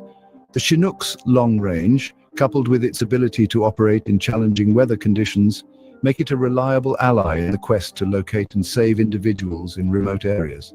Picture a stranded mountaineer, awaiting rescue in a storm. The Chinook, battling the elements, becomes the beacon of hope. In each of these roles, the Chinook's durability, advanced avionics, and powerful engines come into play, proving its worth time and again. Whether it's delivering troops to the battlefield or saving lives in a disaster zone, the Chinook is a true workhorse. Over the years, the Chinook has not been static. It has evolved, adapted, and improved to meet changing needs. In its early days, the Chinook began with the CH-47B and C models.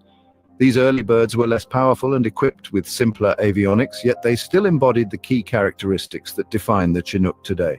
Their unique tandem rotor design, spacious cabins, and durable construction were all present, albeit in a more primitive form. Then came the CH-47D, which quickly proliferated across military fleets worldwide. This model was a significant upgrade from its predecessors, with enhancements in power and performance. The CH-47D was the backbone of many military operations, serving in various roles from troop transport to heavy lift cargo missions. But the Chinook didn't stop there. It continued to evolve, leading to the creation of the CH-47F, the most advanced variant to date. This model boasts significant upgrades in performance and capabilities. It features enhanced engines, modern avionics systems, and digital flight controls.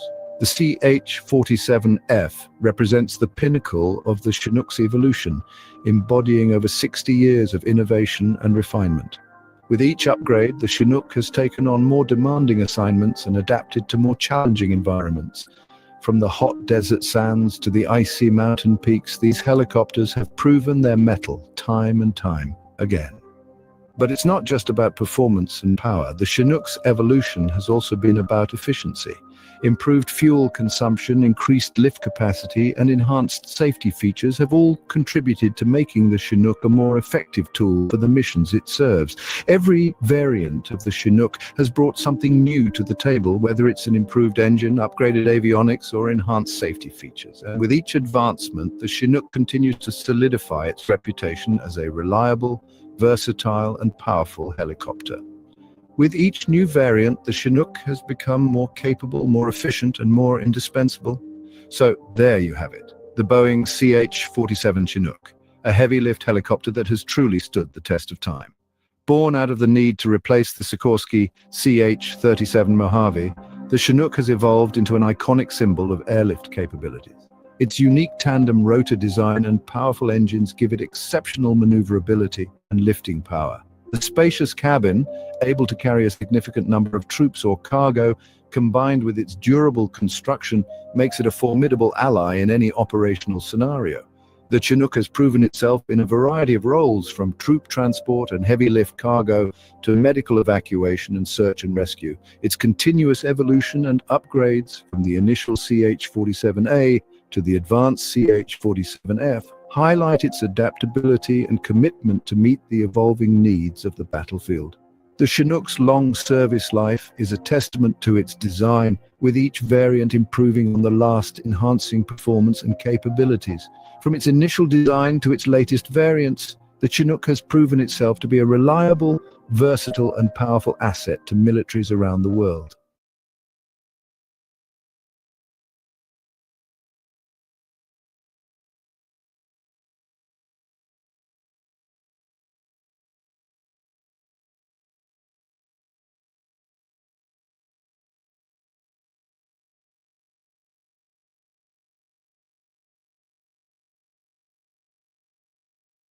What do you believe is the most successful aircraft family ever?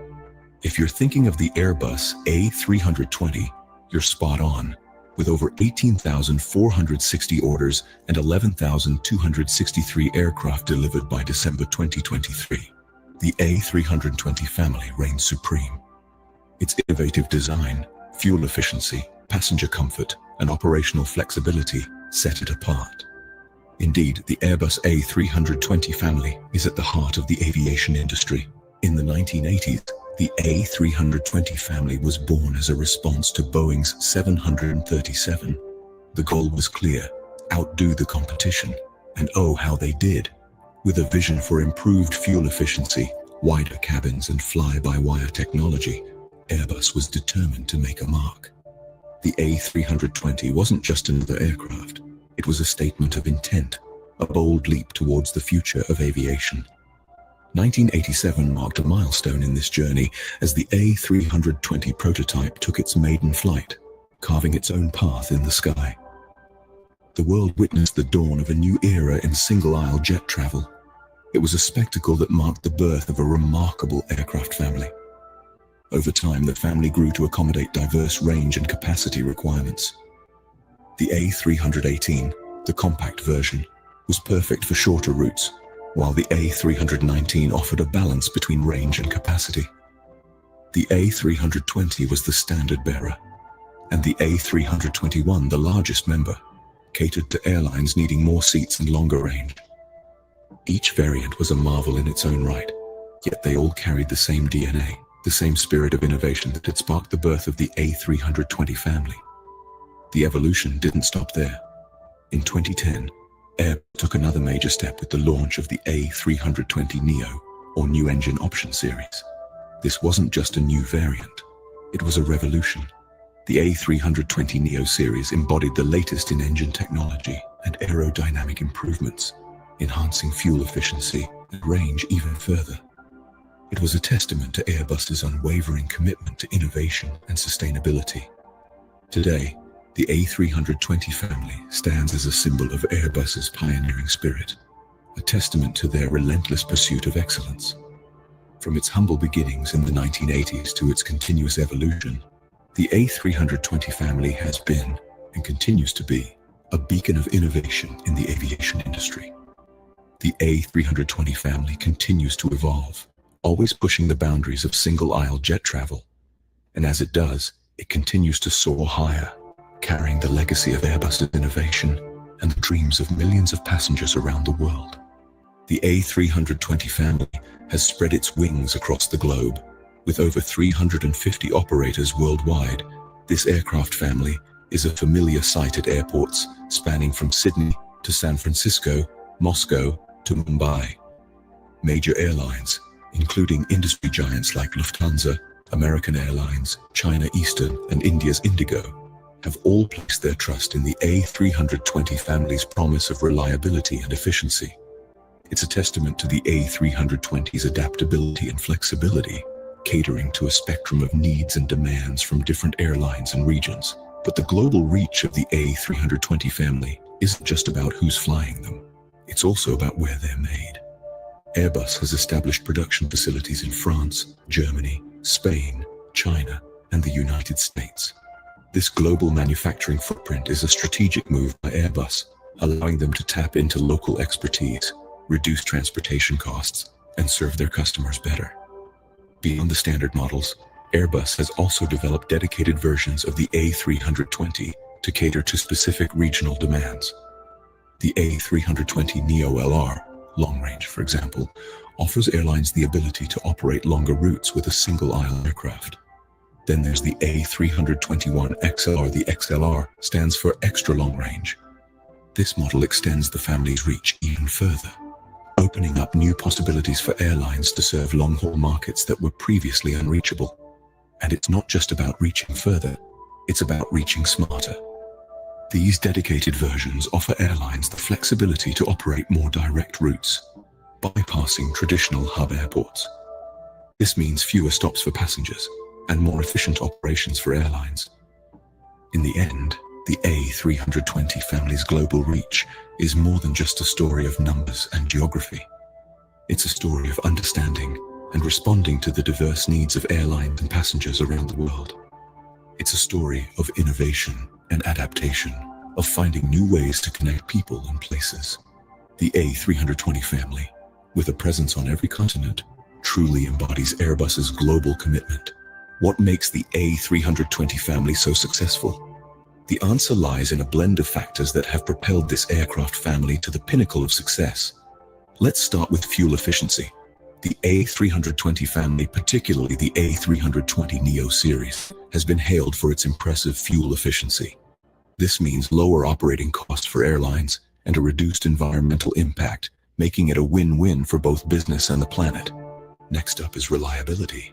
The A320 family's proven track record of reliability and low maintenance costs have made it a favorite among airlines.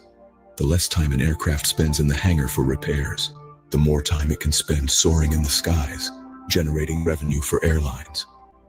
Passenger comfort is another key factor.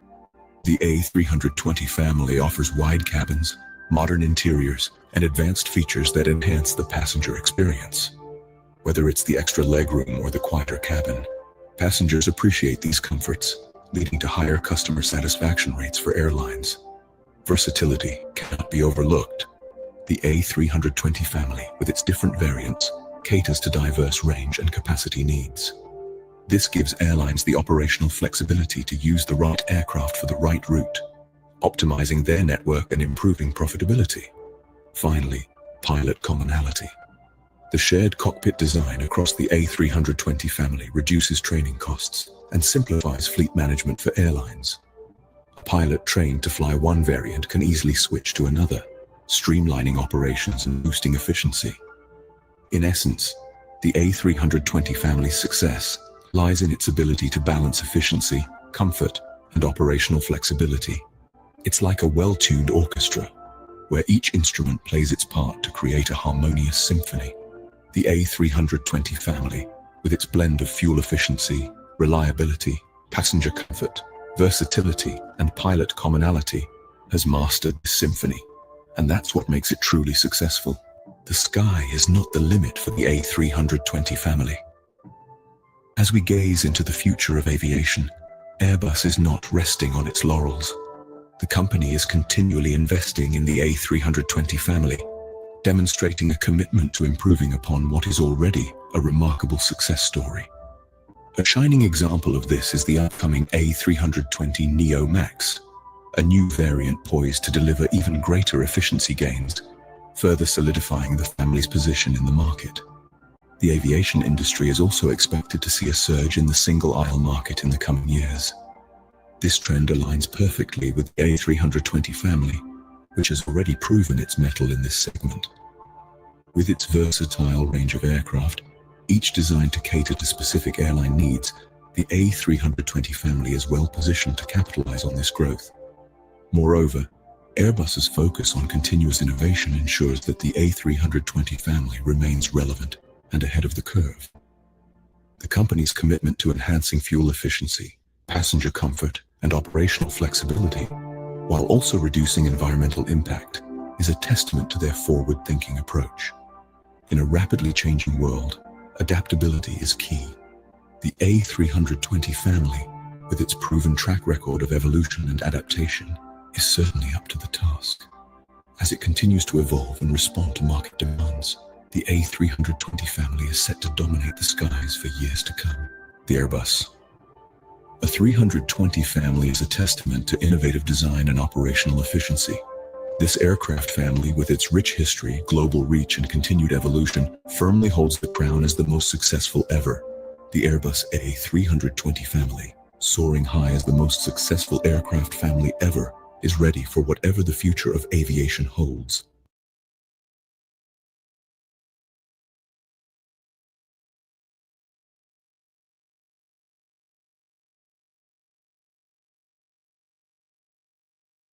Ever dreamt of soaring through the skies as an airline pilot? The image of a pilot navigating a massive aircraft through clouds and over continents can be both exciting and daunting. It's a career that promises the thrill of travel, the satisfaction of skill, and the allure of the open skies. Yet, many are deterred by the perceived complexities of the journey to becoming a pilot. The process, however, is more attainable than you might imagine. It requires dedication and discipline, certainly, but it's also an adventure, a step-by-step journey that transforms the dreamer into the doer, the novice into the professional. From earning your private pilot certificate to interviewing with your desired airline, the path to becoming a commercial pilot is a structured course designed to guide you through every necessary stage. You too can become an airline pilot. Here is everything you need to know. The first step towards becoming a commercial pilot is earning a private pilot certificate. This certificate, issued by the Federal Aviation Administration or FAA, is your passport to the skies. But how do you earn it? Well, it starts with training in a single-engine airplane where you learn the basics of flight. This training is crucial because it sets the foundation for all your future flying. You'll learn everything from how to control the aircraft to understanding weather patterns and navigation. You'll also get hands-on experience with night flying and cross-country flights. After completing your training, you'll have to pass the FAA's written, oral, and practical exams. Yes, it's challenging, but remember, every commercial pilot started right where you are now. Once you've got your private pilot certificate, you've laid the groundwork for your aviation career. Now, you're ready to take on the skies and move on to the next step in your journey to becoming a commercial pilot. With your private pilot certificate in hand, it's time to earn an instrument rating. This critical milestone allows pilots to stretch their wings, quite literally, and fly under instrument flight rules, often abbreviated as IFR. But what does this mean? Well, it means you're no longer limited to flying in clear skies. With an instrument rating, you can navigate your way through fog, rain, and even the darkest of nights. It's all about learning to trust the instruments on your dashboard, hence the name. You'll master the art of understanding your altimeter, your attitude indicator, and your directional gyro, among others. This rating is not just about expanding your horizons. It's also about enhancing safety. Weather is unpredictable, and with an instrument rating, you're equipped to handle what the skies throw at you. Remember, every successful flight is a safe flight. Earning your instrument rating is a key step towards becoming a commercial pilot. Next, you'll need to earn your commercial pilot certificate. This crucial step in your journey to becoming an airline pilot involves meeting specific experience requirements and demonstrating a higher standard of aviation skill. To qualify for the commercial pilot certificate, you must first have at least 250 hours of flight time under your belt.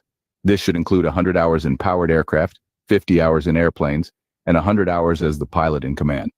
Of these, 50 hours must be cross-country flight as pilot in command. Once you've accumulated the necessary flight time, you'll need to pass a written knowledge test as well as a practical test. These assessments will evaluate your understanding of aircraft systems, navigation, meteorology, and aviation regulations. But that's not all. You'll also need to demonstrate your proficiency in complex maneuvers, both on the ground and in the air. With your commercial pilot certificate, you're now legally allowed to be paid to fly. Your next step is to obtain a flight instructor certificate. This is more than just another certificate to add to your growing collection. Becoming a certified flight instructor, often abbreviated as CFI, opens up a new world of opportunities for you. Firstly, it allows you to earn a living doing what you love, flying. But it's not just about the money. Teaching others to fly also polishes your own skills and knowledge. It's said that the best way to truly master a subject is to teach it, and that certainly holds true for aviation. In addition, becoming a CFI is a fantastic way to accumulate the flight hours required by airlines. Instead of simply logging hours, you're actively engaging in the process of flight, honing your skills, and passing on your passion for aviation to others. As a certified flight instructor, you're not only earning a living, but also gaining valuable experience for your next step. To fly large passenger airliners, you'll need to add multi-engine privileges to your commercial pilot certificate. This is the next big milestone on your journey to the cockpit of a commercial airliner. But what does it involve? Adding a multi-engine rating to your commercial pilot certificate is a crucial step. It allows you to operate aircraft with more than one engine, a standard requirement for most commercial aviation jobs. This additional certification is obtained through extra training, usually involving around 10 to 15 hours of flight time in a multi-engine aircraft. During this training, you'll learn to master the complexities of handling an aircraft with multiple engines, including dealing with engine failures and other critical situations. It's a challenging but rewarding process that significantly broadens your piloting skills. Once you've successfully completed the training and passed the necessary tests, the multi-engine rating is added to your commercial pilot certificate. With your multi-engine rating, you're one step closer to your dream of becoming an airline pilot. Now it's time to gain experience and prepare for your airline interview. Once you've earned your multi-engine rating, the next crucial step is to gain quality flight experience. This is not just about logging hours in the sky. It's about developing your skills, your decision-making, your understanding of aircraft systems, and your ability to manage unexpected situations. This is where you truly become a pilot. Flight instructing is an excellent way to gain this essential experience. As an instructor, you'll have the opportunity to reinforce what you've learned, deepen your understanding of aviation theory, and hone your flying skills. Plus, you'll be sharing your passion for aviation with others. Through instructing, you'll amass the flight experience necessary to meet the requirements of the Airline Transport Pilot, or ATP certificate. This certificate is the gold standard for commercial pilots and includes a minimum requirement of 1,500 hours of total flight time. Now let's talk about the interview. Between 500 and 1,500 hours of total flight time, you'll be ready to interview with your desired airline for the position of first officer. This is an exciting milestone in your journey to become an airline pilot. Airlines typically conduct both a technical interview and an HR interview. In the technical interview, you'll be asked about your flying knowledge, your understanding of aircraft systems, and your decision-making in various flight scenarios. The HR interview, on the other hand, is all about you as a person. They want to know if you're a good fit for their team, if you can handle the pressures of the job, and how you cope with challenges. Remember, the interview is also your opportunity to ask questions. This is your chance to learn more about the company culture, growth opportunities, and what life is like as a first officer at that airline. With a successful interview, you'll receive a conditional offer of employment from your desired airline. This is an important step forward on your journey to becoming an airline pilot. From here, the sky is truly the limit. Finally, upon meeting the requirements of the Airline Transport Pilot certificate, you can start your career as an airline pilot. This is the moment you've been working towards, the point where you can really start to reap the rewards of your hard work and dedication. As a commercial pilot, you are eligible for a wide range of job opportunities. From flying regional routes to working for major airlines, the sky's the limit. You will have reached the hiring minimums of most regional commercial airline pilot jobs. This is the moment where the potential of your career truly takes off. Most pilots start their commercial careers at regional airlines. This is a fantastic way to gain experience, log flight hours, and get a feel for the life of a professional pilot. It's also a stepping stone towards the major airlines, who generally require more experience. However, it's worth noting that the typical career progression is not the only path to becoming a pilot for a major airline. Some airlines offer direct programs that allow you to bypass the regional airlines and go straight to the majors. This can be a great opportunity for those who are eager to fast-track their careers. For instance, the Frontier Pilot Cadet Program and the Spirit Direct Program are two such initiatives. These programs allow pilots with 1,500 hours of flight time to go straight to select major airlines. But whether you choose the traditional route or take advantage of a direct program, the fact remains the same. You are now a commercial pilot. You've earned the right to be paid for doing what you love, flying. You've climbed the ladder step by step from the basics of flight to the highly skilled work of a commercial pilot. And there you have it. Follow these steps and you could be on your way to becoming an airline pilot. The journey might be long and challenging, but the destination is worth every bit of effort. After all, the view from the cockpit is like nothing else in the world.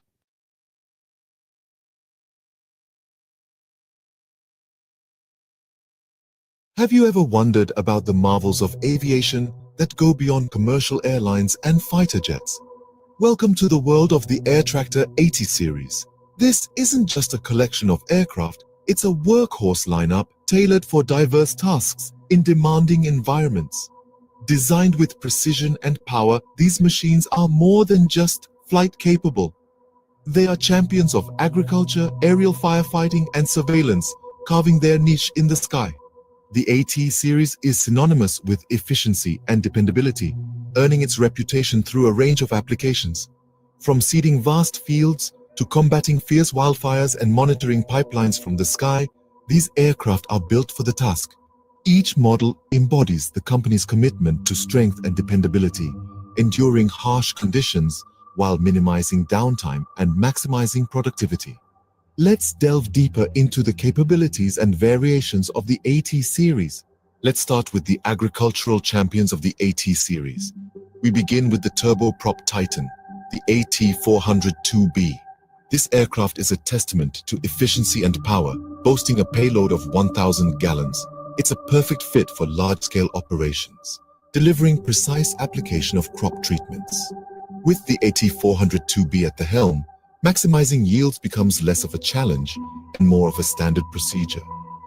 Next up, we have the AT502B, a global bestseller that carries the weight of its reputation with ease. With an 800-gallon capacity, this aircraft proves its versatility and dependability time and again. From seeding to fertilization, the AT502B tackles agricultural needs with unwavering performance. It's like a reliable farmhand, always ready to lend a helping wing. Stepping up the game, we meet the AT602. This behemoth handles demanding tasks with a nonchalant ease that belies its impressive 200-gallon capacity. Perfect for covering vast areas, the AT602 is all about maximizing productivity. It's the aircraft version of a high-capacity tractor, plowing through tasks with unyielding determination. Last but not least, when high performance is paramount, the AT802A delivers. This aerial powerhouse packs a punch with its 500-gallon payload, covering large fields quickly and efficiently. Imagine a sprinter who never tires, a marathon runner who never slows. That's the AT802A for you. The AT series isn't just about carrying capacity though. These aircraft are designed for precision, ensuring that every drop of payload hits its mark. They're not just about brute force. They're about working smarter, not harder. They're about turning the vast expanse of a field into a manageable task, about turning the daunting into the doable. These aircraft are not just flying machines. They're farmers' best friends, ensuring high productivity and efficiency in large-scale operations. They are the embodiment of the saying, work smarter, not harder. With their impressive capacities and unwavering performance, they are indeed the agricultural powerhouses of the Air Tractor AT series. But the AT series isn't limited to farming. It also shines in the face of danger. Transcending the boundaries of agricultural applications, the AT series showcases its adaptability with the AT802F, a model specifically designed for the challenging domain of aerial firefighting. This aerial warrior is built to combat blazes with unparalleled precision and agility. With an impressive payload capacity of 800 gallons of water or retardant, the AT802F is armed and ready to confront wildfires, large and small. Its robust construction and powerful engine ensure that it thrives in demanding fireground conditions, undeterred by the heat and smoke that come with the territory. Imagine the AT-802F in action, swooping over a raging forest fire, releasing a torrent of water or fire retardant with spot-on accuracy. It's a sight that underscores not just the power of this aircraft, but also the importance of its mission. As climate change continues to exacerbate wildfire seasons around the world, the role of the AT-802F becomes even more crucial. It's not just about putting out fires, it's about safeguarding communities, preserving ecosystems, and mitigating the impacts of these devastating events. And it's not just about the hardware. The pilots guiding the AT-802F onto the fire lines are highly skilled professionals trained to navigate challenging environments and make split-second decisions. Their expertise, combined with the aircraft's capabilities, makes the AT-802F a formidable tool in the fight against wildfires. The AT-802F is a testament to the air tractor's commitment to versatility and performance. It's an aircraft that wears many hats, shifting effortlessly from fields to fire lines, proving that no mission is too daunting, no task too challenging. The AT-802F is a true aerial warrior, ready to combat blazes with precision and agility. So, the next time you see a plume of smoke on the horizon, remember the brave pilots and their trusty AT-802Fs soaring into the face of danger to keep us safe. Beyond its core applications, the AT series is also a valuable tool for various industries. The standout in this regard is the AT-802U, a variant of the air tractor series that's gained a reputation as a sky warden. This nimble aircraft has proven its worth in roles that extend far beyond the agricultural fields and fire lines. Imagine a bird's eye view of vast pipelines, intricate power lines, and sprawling landscapes. Now imagine being able to survey, inspect, and maintain these intricate systems from the air. That's precisely the job of the AT-802U. Its adaptability makes it an indispensable asset for aerial surveillance, providing a unique perspective that ground-based operations simply can't match. This aircraft isn't just about the view, though. It's about the adaptability that makes it invaluable in a multitude of roles. Pipeline inspections, for instance, are a breeze with the AT-802U. This aircraft can cover vast distances rapidly and efficiently, ensuring pipelines are operating safely and effectively. Similarly, the AT-802U shines in the realm of power line maintenance.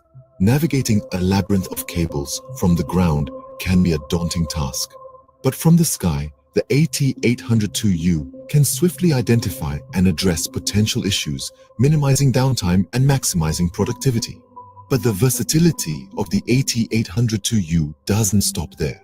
Its capabilities extend to a wide array of industries that require aerial observation and support.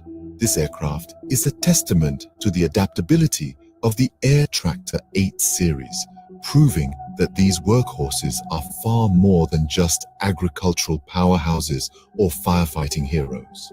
The AT-802U is a true skyward sentinel, providing crucial support across a variety of sectors. This aircraft underscores the breadth of possibilities that the Air Tractor AT series brings to the table, demonstrating that they're not just about agricultural prowess or firefighting tenacity. These planes are about adaptability, versatility, and the ability to meet the demands of a wide range of industries. Every model in the AT series carries a shared legacy. This is a legacy of durability and reliability, a testament to the unwavering commitment of Air Tractor to create aircraft that are not just machines, but trusted partners in the sky. Each aircraft in the AT series is built to endure. They're designed to withstand harsh conditions, to keep flying when the going gets tough. From the scorching heat of a wildfire to the biting cold of a crop-dusting dawn, these machines are made to persevere. They're not just about surviving, though. They're about thriving in these demanding environments, minimizing downtime and maximizing productivity. At the heart of this durability is an uncompromising commitment to quality. From the drawing board to the assembly line, every part of the process is focused on creating an aircraft that can stand up to the task. The materials are chosen for their strength and resilience, The designs are tested and retested to ensure they can handle the rigors of the job. The result is an aircraft that is tough, trustworthy, and ready to work. But it's not just about strength, it's also about reliability. When you're in the cockpit of an AT series aircraft, you can trust that it's going to perform. These machines are dependable, delivering consistent performance flight after flight. They are workhorses, faithful and steadfast, always ready to take to the skies. And let's not forget the value. Despite their high-performance capabilities and rugged construction, the AT series maintains relatively low operating costs. This makes them an attractive choice for businesses seeking value alongside performance. They're not just a wise investment, they're a smart one. So whether you're a farmer seeking an agricultural powerhouse, a firefighter battling blazes, or someone requiring aerial support in diverse industries, the 8 series offers a solution born of a shared legacy of durability and reliability. The Air Tractor AT series, a trusted name in aerial utility, delivering solutions for decades.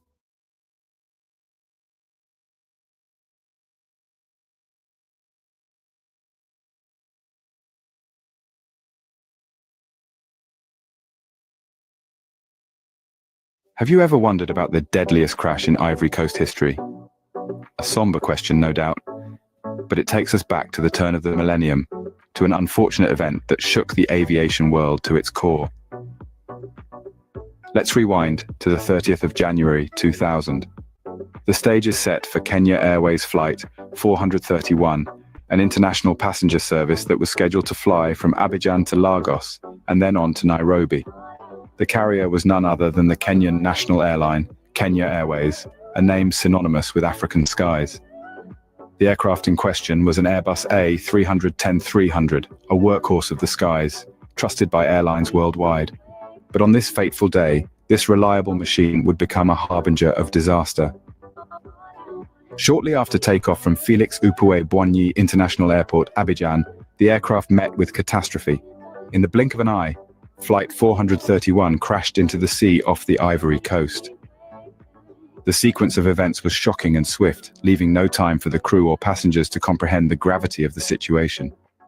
In total, there were 179 souls on board, a mix of hopeful travelers, weary business people, and excited tourists, each with a story to tell, a life left behind. The aftermath of the crash was a grim testament to the destructive power of aviation disasters. Of the 179 people on board, only 10 survived, forever marked by the harrowing experience. The rest, a staggering 169 lives, were lost to the sea, leaving behind a void that could never be filled. But the tragedy didn't stop there.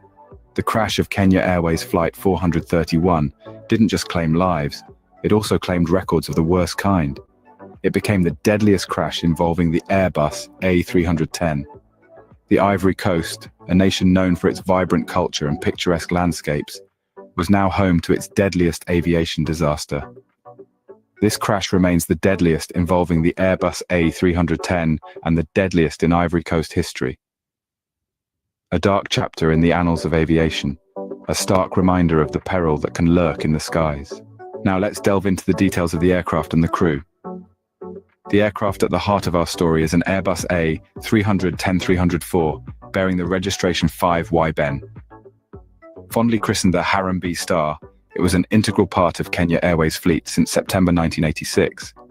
This Airbus was powered by two GE CF680 C2A2 turbofan engines and had logged over 58,000 flight hours at the time of the accident.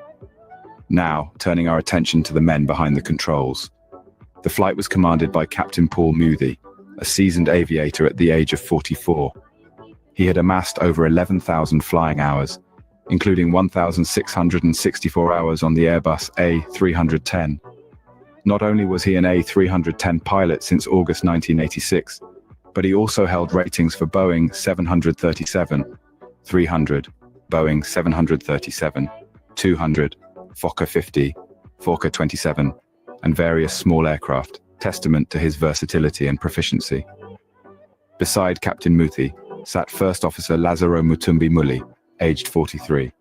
Muli, the pilot flying on the accident flight, had over 7,000 hours of flight time under his belt, with 5,768 of them on the Airbus A310. Both pilots were well acquainted with Abidjan Airport, having performed 4 landings and 4 takeoffs on the same aircraft type there. The ill-fated flight originated in Nairobi, destined for Abidjan with a stopover in Lagos. This route was popular among Nigerians who frequently traveled to Dubai for duty-free shopping. However, on that fateful day, poor weather conditions and harmattan winds blowing southwards from the Sahara resulted in unusually hazy skies over Lagos. This led to the suspension of all incoming flights at Lagos Airport, and consequently, the flight proceeded directly to Abidjan after being held over Lagos. After a 3-hour layover, the aircraft took off for Lagos at 2108 HRS GMT. Little did the crew know, within moments of takeoff, their routine flight would turn into a nightmare. Despite the crew's extensive experience and flying hours, the unexpected happened. What was the intended journey of this ill-fated flight? Kenya Airways Flight 431 was initially set to embark on an international passenger service from Nairobi to Abidjan, with a stopover in Lagos.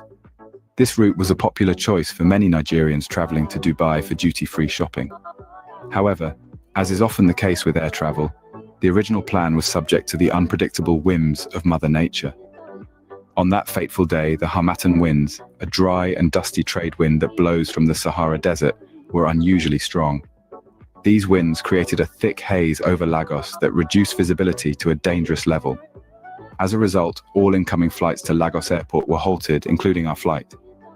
With the original flight path now obstructed, the decision was made to reroute the flight directly to Abidjan. This wasn't a decision made lightly. Such changes can impact fuel calculations, passenger comfort, and crew work hours.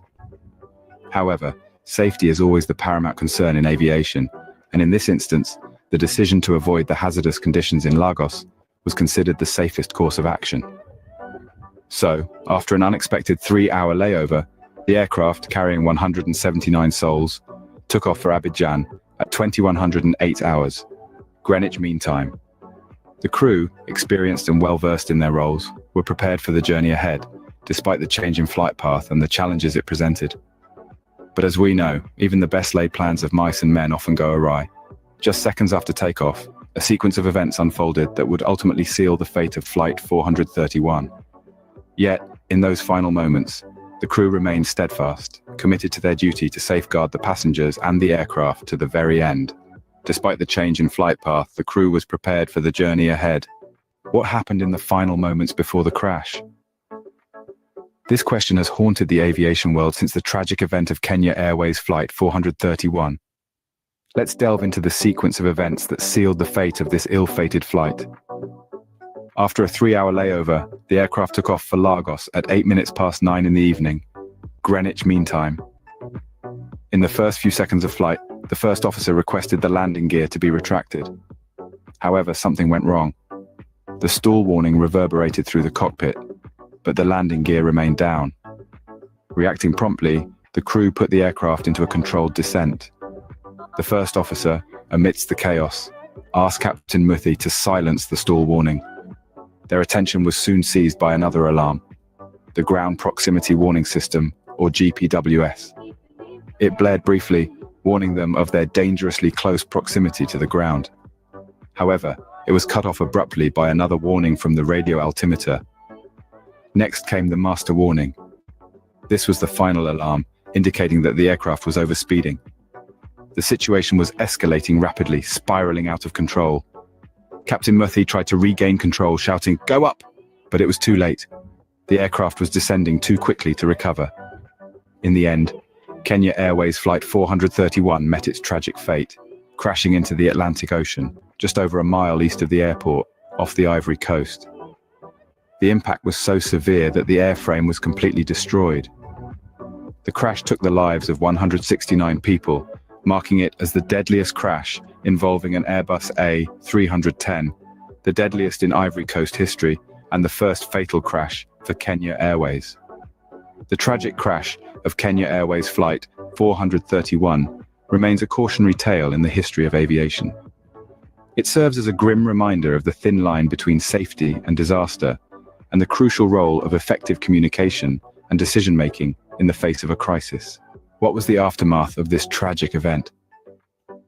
The immediate aftermath of Kenya Airways Flight 431's crash was a scene of chaos and devastation.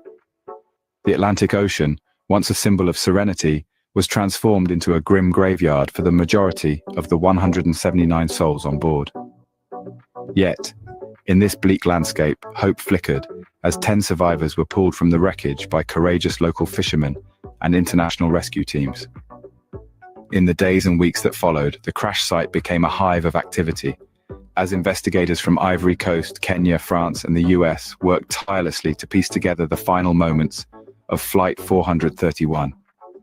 Amidst the debris and loss, they sought answers, not only for the grieving families, but also for the wider aviation community. Their findings would shape the future of aviation safety, highlighting the critical importance of clear communication and effective training in preventing such tragedies. Reflecting on the significance of this event in aviation history, it's clear that the crash of Kenya Airways Flight 431 was a pivotal moment. It was the deadliest involving the Airbus A310 and the deadliest in Ivory Coast history. For Kenya Airways, it marked their first fatal crash and remains their deadliest to date. This catastrophe left an indelible mark on the airline, prompting a rigorous review of their safety procedures. But perhaps the most profound impact of this tragedy was on the human level. For the passengers and crew who lost their lives, for the 10 survivors who endured unimaginable trauma, and for the families forever scarred by their loss. Each story is a poignant reminder of the fragility of life and the inherent risks of air travel. And yet, from this tragic event, lessons were learned, safety measures were enhanced, and the aviation industry was forever changed. It served as a stark reminder to airlines across the globe, prompting a renewed commitment to safety and vigilance. The tragic crash of Kenya Airways Flight 431 remains a grim reminder of the importance of aviation safety and the fragility of life.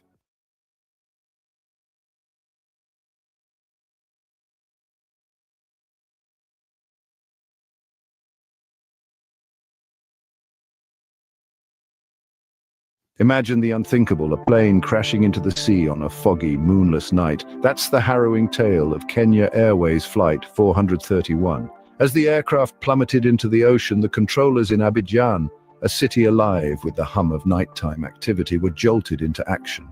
The crash siren, an ominous wail that pierced the tranquil night, was immediately activated. An alert was issued, a distress call to the Ivory Coast Air Force, the local fire and rescue service, airport officials, and the French gendarmerie stationed at the airport. Like a well-oiled machine, the response was swift. French firemen, their faces etched with determination, arrived at the beach just a few hours after the crash. Helicopters, their rotors slicing through the still air, and multiple aircraft were dispatched. Their mission clear: locate the crash site. But the night was not on their side. It was a darkness that was almost tangible, a cloak that obscured the ocean's surface. The fog, a ghostly presence, added another layer of difficulty to the search and rescue efforts. The strong currents in the area posed risks to diverse and rescue personnel, a deadly undercurrent that threatened to pull them under. The lack of a key near the runway forced rescue personnel to take a detour to the crash site, precious minutes ticking away. The aerial search, hampered by the inclement weather, had to be suspended. The late response of the rescuers, a consequence of the challenging conditions, led to a tragic outcome. Those who had initially survived the crash were lost to the unforgiving sea. According to survivors, the crash site was a scene of unimaginable horror. The air was filled with screams, a chilling chorus that echoed across the water. But as the hours ticked by, the screams slowly died out, replaced by an eerie silence. In the midst of the chaos and confusion, the battle against time and the elements had just begun. In the pitch-black night, with visibility near zero, the search and rescue operation was like finding a needle in a haystack. Imagine the scene: a dark, foggy night, the ocean churning with strong currents, a chilling siren echoing through the air, and the palpable dread hanging heavy over the rescuers. The location of the crash was far from convenient. The absence of a key near the runway meant rescue personnel had to take a longer route to reach the site. The weather, too, was a formidable adversary. The fog was so thick it was like trying to see through a white blanket, and the darkness made it almost impossible to distinguish between sea and sky. The aerial search was suspended due to the inclement conditions, but on the ground and in the water, the rescue efforts continued. As they navigated the treacherous waters, the rescuers faced yet another challenge: the powerful currents that posed a significant risk to divers and other rescue personnel. But perhaps the most heart-wrenching aspect of this nightmarish scenario was the cries for help that echoed from the crash site. According to survivors, the screams were almost constant in the minutes following the crash. Samuel Agbe, a Nigerian survivor, described the sounds as horrific, the desperate pleas of those who had initially survived the crash. Another survivor, Francisca Gindobla Sambo, corroborated this, testimony adding another layer of tragedy to this horrific event. But as the hours wore on, the screams began to fade. One by one, the voices fell silent, swallowed up by the roar of the ocean and the vast, unending night. The late response of the rescuers, due in part to the challenging conditions, meant that those who could have been saved weren't. The survivors were out there, invisible to the rescuers, their cries for help swallowed by the vastness of the sea. The race against time was on, but in this grim scenario, time seemed to be the one thing they didn't have. Just when all seemed lost, a strong odor of kerosene signaled the first glimmer of hope. In the pitch black of night, with fog blanketing the ocean, the initial signs of the crash site were not what you'd expect. No flashing lights, no debris visible above the water, but instead a distinct smell. It was the scent of kerosene, a telltale sign of the wreckage wafting through the air and detected by one of the pleasure boats. This marked a turning point in the search and rescue mission. The boat crew followed the scent, leading them to a harrowing sight. Amidst the vast expanse of the ocean, they found large quantities of debris. Almost simultaneously, they heard shouts for help. The first survivors of the devastating crash of Flight 431 had been found. At 20 minutes past midnight, the first survivor was pulled from the icy waters, followed swiftly by 3 more within the next 15 minutes. These brave souls, having endured the unimaginable, were quickly transported to a nearby quay for urgent medical attention. Their rescue was a testament to the relentless efforts of the search and rescue teams, a beacon of hope amidst the overwhelming despair. However, the night was not yet over. As the rescue operation continued, a tale of extraordinary resilience unfolded. A French passenger, against all odds, had managed to swim an incredible 1.2 miles to the shore. His journey, a grueling battle against the elements, ended when he was finally found by authorities. His survival was nothing short of miraculous, a testament to the indomitable human spirit. This was the first sign of hope. The first survivors found, the first lives saved. Against the backdrop of the dark ocean and the wreckage of Flight 431, these moments of rescue shone brightly. They served as a reminder that even in the face of the most dire circumstances, there exists the potential for hope and survival. In the face of despair, the rescuers had found a beacon of hope. The relentless search and rescue operation continued until there was no chance of finding any more people. This was the grim pronouncement made after hours of tireless efforts to rescue survivors from the ill-fated Kenya Airways Flight 431. As the sun rose on the 31st of January, the rescue operation was officially called off. The stark reality of the tragedy began to set in. In the aftermath of the crash, a total of 12 survivors had been pulled from the wreckage. Unfortunately, 2 of these brave souls succumbed to their injuries in the hospital. Thus, out of the 179 people on board, only 10 survived. Each survivor's story was a testament to human resilience in the face of unimaginable adversity. The grim task of recovering the bodies of the victims began in earnest. Divers braved strong currents and murky waters to retrieve the bodies of those who had perished. The operation was fraught with danger, and tragically a Kenyan diver lost his life in the process, adding another casualty to the already heavy toll. The crash of Flight 431 claimed 169 lives. Among the victims were passengers and crew from 33 different countries. Most were Nigerians, with 2 crew members hailing from the Netherlands, working for KLM. The nationality of one victim remains undetermined to this day. The survivors, on the other hand, represented a diverse mix of nationalities. Among them were 3 Nigerians, a Kenyan, a Gambian, an Indian, and a Rwandan. They were the fortunate few who had defied the odds, their survival a stark contrast to the overwhelming loss of life. The aftermath of the crash of Kenya Airways Flight 431 was a sobering reminder of the fragility of life. It also underscored the immense courage and dedication of the rescue personnel who risked their lives in the hopes of saving others. In the end, out of the 179 souls on board, only 10 survived the tragic crash of Kenya Airways Flight 431.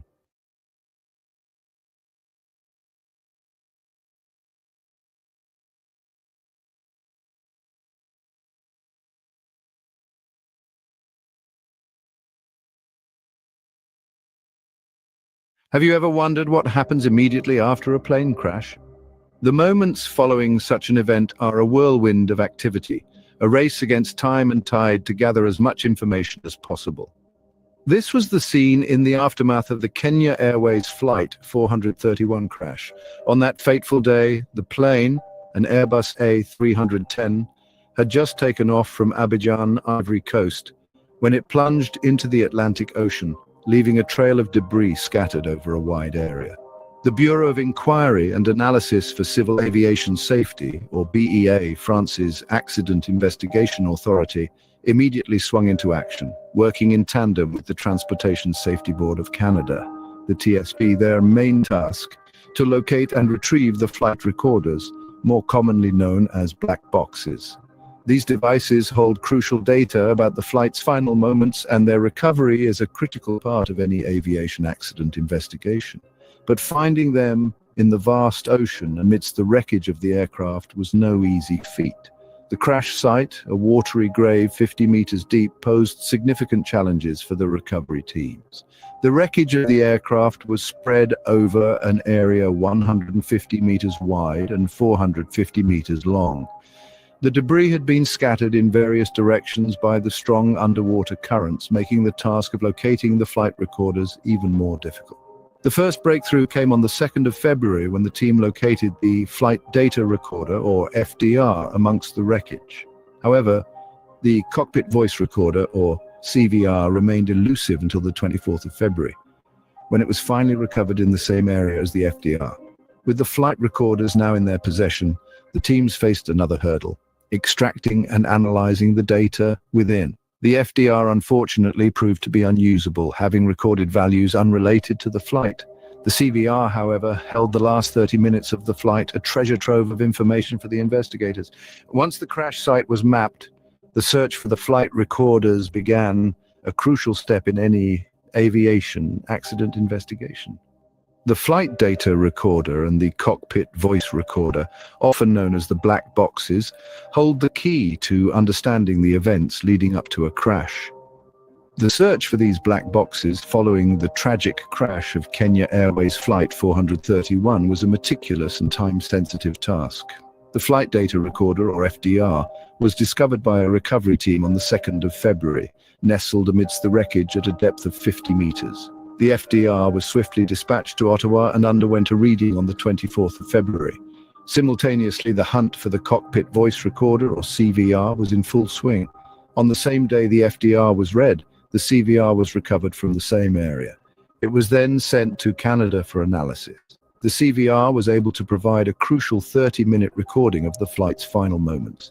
However, the journey to uncovering the truth was far from smooth. The FDR, which should have held crucial information about the flight, presented a baffling complication. Instead of the expected flight data, the recorder had captured values unrelated to the flight. This anomaly rendered the FDR unusable for the investigation, a setback that no doubt challenged the resolve of the investigators. With the CVR as their only source of direct data from the flight, investigators managed to produce a transcript from the readout. This transcript, although limited in scope, offered invaluable insight into the last half hour of the ill-fated flight. It's worth noting that the search and recovery of these black boxes is a testament to the relentless pursuit of truth and understanding by aviation authorities. These devices, often the last pieces of a puzzle following a crash, can provide key insights into the final moments of a flight, helping to prevent future accidents and improve aviation safety. The investigation into the crash of Kenya Airways Flight 431 was no exception. Despite the unexpected complications and setbacks, the team pressed on, unwavering in their commitment to uncover the truth behind the crash. Despite these setbacks, the investigation pressed on, determined to uncover the truth behind the crash. To fully understand an aviation accident, investigators must analyze not just the data from the flight recorders, but also the physical evidence left behind. With the black boxes recovered, the focus turned towards the crash site itself. From the 21st to the 24th of March, authorities meticulously mapped the crash site. The task was complex, with the wreckage scattered over an area 150 meters wide and 450 meters long. The depth of the seafloor varied from 40 to 50 meters, adding another layer of difficulty. In April, an underwater mapping operation was conducted, revealing the extent to which the debris field had been affected by the strong underwater currents. The debris had spread in various directions, transforming the crash site into a vast underwater jigsaw puzzle. Among the scattered wreckage, key pieces were recovered. Half of the aircraft's main landing gear and the fin, for instance, were found on nearby beaches. These pieces, along with other debris, were integral to piecing together the final moments of Kenya Airways Flight 431. However, the underwater location of the crash site and the strong currents posed significant challenges. Despite these obstacles, the recovery and analysis of the debris provided valuable insights into the tragic event. They offered a glimpse into the sheer force of the impact and the subsequent dispersion of the aircraft parts. Yet even with the debris analysis, the puzzle was far from complete. One question remained: the activation of the stall warning. Given the lack of evidence pointing towards a true stall condition, investigators hypothesized that a false alarm was the most likely scenario. However, the exact cause remained elusive due to a lack of data. While the debris offered some clues, the mystery of the stall warning activation remained. One of the biggest questions in the investigation was why the stall warning had activated on Flight 431. In the world of aviation, several scenarios could trigger a stall warning. A few possibilities include an incorrect takeoff configuration, an incorrect speed indication, a loss of engine's thrust, an unexpected retraction of the slats, a shift in the aircraft's center of gravity, or an unanticipated deployment of the thrust reversers and spoilers. However, these possibilities were systematically ruled out in the case of Flight 431 due to a lack of supporting evidence. This left investigators grappling with the likelihood of a false alarm. Now, you might be wondering, what could cause a false alarm? Well, several factors could be at play. A faulty flight warning computer, or FWC, could erroneously activate the stall oral warning, with or without the stick shaker. Alternatively, a damaged angle of attack sensor or an incorrect calculation of speed could also trigger a false stall warning. In the case of Flight 431, these potential sources of a false alarm were all considered. However, due to a lack of definitive data, investigators found themselves in a bit of a quandary, unable to pinpoint the exact source of the false alarm. Now, one must remember that a stall condition occurring during takeoff or climb is extremely rare. The training and recovery procedures for such an event are generally focused on the approach or en route phase of flight, not during takeoff or climb. This makes the situation all the more complex and puzzling. According to Airbus's Flight Crew Operation Manual, or FCOM, in the event of a stall warning, the flight crew should simultaneously apply full maximum engine thrust and reduce the aircraft's pitch attitude. The stick shaker should then cease, and the pitch attitude should be maintained to allow the aircraft to gain speed while minimizing altitude loss. But if it was a false alarm, how could the flight crew have responded? The response to a stall warning is critical, but the flight crew are not commonly trained to handle such a situation during takeoff or climb phase. This is because the occurrence of a stall condition during these phases is extremely rare, making the situation aboard Flight 431 all the more unusual and challenging. Let's take a closer look at the Airbus Flight Crew Operation Manual, or FCOM, which sets out the procedure for responding to a stall warning. According to the FCOM, the moment a stall warning is triggered, accompanied by the activation of the stick shaker, the flight crew should immediately and simultaneously apply full maximum engine thrust and reduce the aircraft's pitch attitude. This position should be maintained until the stick shaker stops, allowing the aircraft to gain speed while minimizing altitude loss. But here's where Flight 431's situation presents a conundrum. The onset of a stall warning during takeoff or climb phase is not only rare, but also counterintuitive to the flight crew's trained responses. The sudden full thrust and pitch reduction could have been disorienting, leading to a delayed or incorrect response. This, coupled with the fact that it was a false stall warning, could have led to a tragic chain of events. Furthermore, the stick shaker should have immediately stopped once the flight crew applied this procedure. But in the case of Flight 431, this did not happen. The continued stall warning, despite following the FCCOM procedure, might have added to the confusion in the cockpit, leading to a further escalation of the situation. While we may never know exactly what happened on board Flight 431, the lessons learned from this tragedy continue to shape aviation safety protocols today. It reminds us of the importance of continually evolving flight procedures and training to prepare flight crews for all possible scenarios, however rare they may be. It reinforces the critical role of accurate flight systems and the devastating consequences when they fail, and it underscores the relentless pursuit of safety in the complex world of aviation.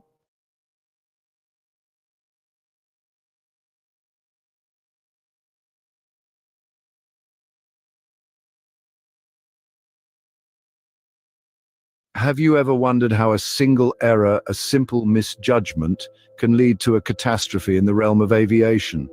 In the intricate dance of aeronautics, each movement, each decision is paramount. The pilot's choices, guided by the symphony of technology at their fingertips, can spell the difference between a safe journey and a disastrous outcome. Yet, even with the most advanced systems, errors can occur, warnings can be misunderstood, and the results can be devastating. Let's dive into the scenario of Kenya Airways Flight 431, a stark example of how a series of missteps led to a tragic end. On January 30th, 2000, Kenya Airways Flight 431 took off from Abidjan, Ivory Coast, with 169 passengers on board. The Airbus A310-300 was in a normal configuration for takeoff, its engines delivering thrust in accordance with the aircraft's weight and prevailing conditions. As the wheels left the tarmac and the vast expanse of the Atlantic Ocean opened up beneath, a stall warning pierced the cockpit. Almost immediately, the aircraft's first officer, Mully, who was piloting the plane, responded. He pushed the control column forward, a maneuver intended to increase the aircraft's speed and avert a stall. Yet the stall warning persisted, an unrelenting siren in the night. In the pitch-black darkness with no visual references, the plane's nose-down attitude gave the illusion of a descent. But the reality was far more chilling. The plane, however, never passed a height of 400 feet and was descending towards the sea at an increasing speed. As the plane ascended, a false stall warning sounded, triggering a series of actions by the flight crew. First Officer Mully, the pilot flying, responded immediately to the warning. With the urgency of the oral stall warning and the activation of the stick shaker, he instinctively applied the recovery procedure.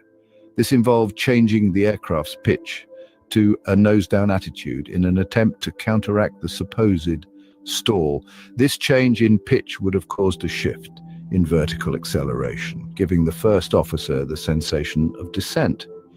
In his mind, this was the correct response. He expected that by putting the aircraft into this nose-down position, the stall warning would cease. However, the warning persisted, playing on a loop in the cockpit until the aircraft reached a dangerously low altitude. Now, let's pause for a moment.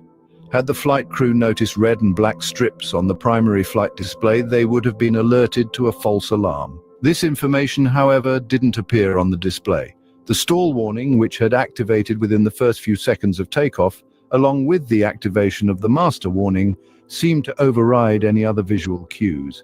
So while the stall warning was blaring in their ears and the aircraft was descending towards the sea, the flight crew remained blissfully unaware of their dire situation. They had no indication of the aircraft's descent, despite the change in vertical acceleration. The radio altimeter callouts, which should have alerted them to their decreasing altitude, were not registered. And the ground proximity warning system, the final line of defense against an impending collision, was drowned out by the stall and overspeed warnings. While Flight 431 was descending, the flight crew remained unaware of their dire situation. Amid the chaos in the cockpit, a critical warning went unheard. The ground proximity warning system, or GPWS, is designed to alert the crew when the aircraft is in immediate danger of flying into the ground. This system should have been their lifeline, their final alarm before disaster. Yet, as Flight 431 rapidly descended towards the sea, the crew remained tragically unaware of their perilous situation. In the frantic moments that followed the false stall warning, the GPWS tried to sound its own alarm. But the GPWS warning was not the most prioritized warning in the cockpit. It was overshadowed, drowned out by the blaring stall and overspeed warnings. Those alarms, designed to alert the crew to a critical flight condition, were instead contributing to a dangerous sense of confusion and urgency. As the aircraft began to skim dangerously close to the sea's surface, the GPWS attempted to sound the alarm of impending collision. But its voice was lost in the cacophony of alarms already filling the cockpit.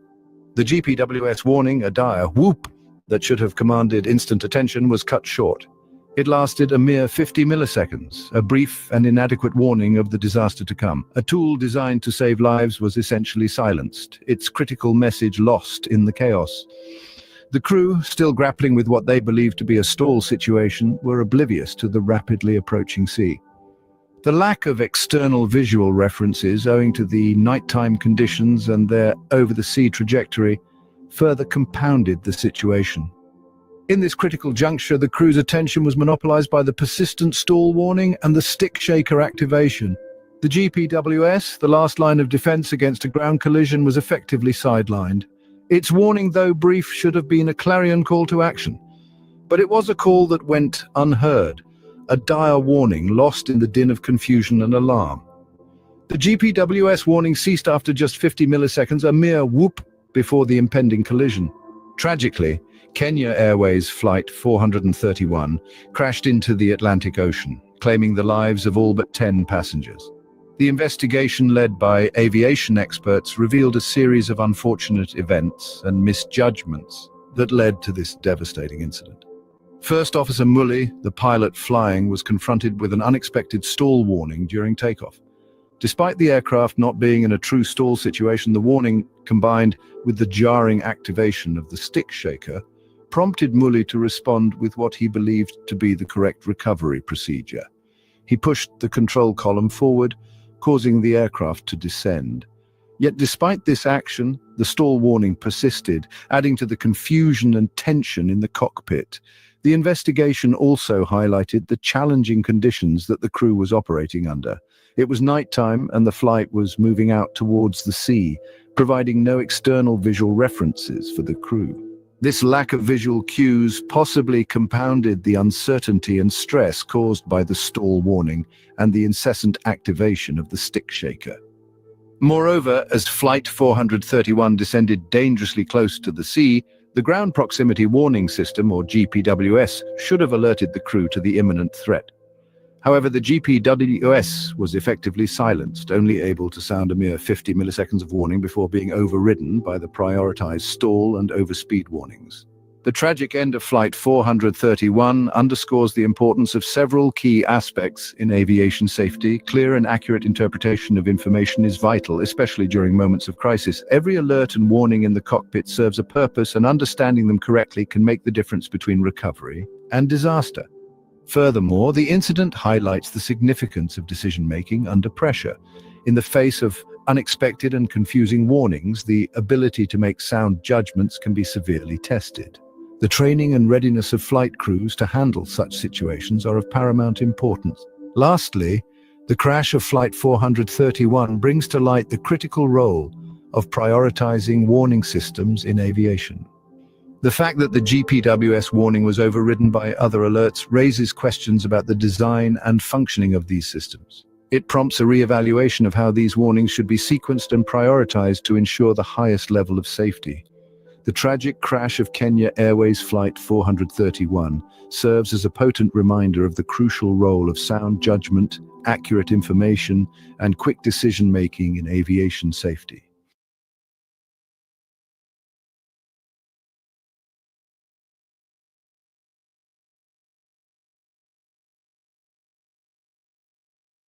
What truly caused the tragic crash of Kenya Airways Flight 431? It's a question that haunted investigators for approximately 2 years following the incident.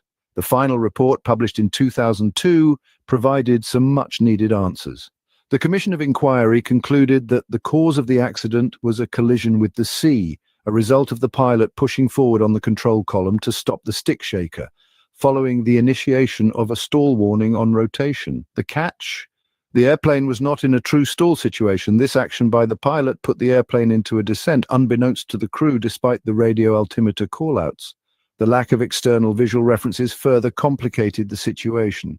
The takeoff was performed towards the sea and at night, providing no external visual cues that could have alerted the crew to the direct proximity of the sea. To make matters worse, the Ground Proximity Warning System, or GPWS, warnings that could have alerted the crew to an imminent contact with the sea were masked by the priority stall and overspeed warnings. In the aftermath of this tragic crash, investigators made several recommendations to prevent similar incidents in the future. They advised civil aviation authorities to include trainings on recognizing false stall alarm during phases of flight close to the ground. They also suggested that the flight crew should minimize loss of altitude by applying maximum thrust and using optimal pitch. The recommended pitch attitude is 10 degrees up if the aircraft is below 20,000 feet. The report didn't stop at the crash itself. It also shed light on the inefficient rescue operation in Abidjan. Survivors lamented the slow pace of the rescue operation, arguing that other survivors might not have perished had rescuers arrived in time. The Commission recommended that civil authorities in coastal airports ensure the availability of appropriate equipment to ease search and rescue efforts. These findings led to several recommendations to prevent future accidents. But the story doesn't end here. Stay tuned as we delve deeper into the contributing factors to the crash, the lessons learned, and the aftermath of this tragic incident in our upcoming scenes. But what were the elements that contributed to this unfortunate incident? A question that has been asked by many, and one that we'll delve into now. The Commission of Inquiry highlighted several factors that collectively led to the tragic crash of Kenya Airways Flight 431. At the heart of the matter was a false stall alarm that occurred as the plane was taking off.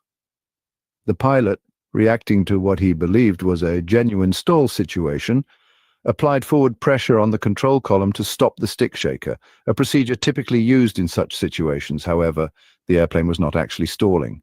This action unfortunately put the aircraft into a descent without the crew realizing it. Adding to the complexity of the situation, the Ground Proximity Warning System, or GPWS, that should have alerted the crew to their closeness to the sea was masked. Priority stall and overspeed warnings, as per their design, took precedence over the GPWS warnings. These warnings are prioritized to ensure pilots address the most immediate threats to the aircraft. In this instance, however, this prioritization unfortunately masked the imminent danger of collision with the sea. Another crucial factor was the lack of external visual references. The takeoff was performed towards the sea at night. Without clear visual cues, the crew was unaware of their direct proximity to the sea. This lack of awareness further impeded their ability to accurately assess and respond to the situation. To add to these, the radio altimeter callouts, which could have indicated the descent, went unnoticed amidst the confusion. This series of overlapping events, combined with the lack of visual references, led to the tragic collision with the sea. Understanding these factors is crucial in preventing similar accidents in the future. As we navigate the complex world of aviation safety, it's important to remember that every incident provides an opportunity to learn, adapt, and enhance safety measures.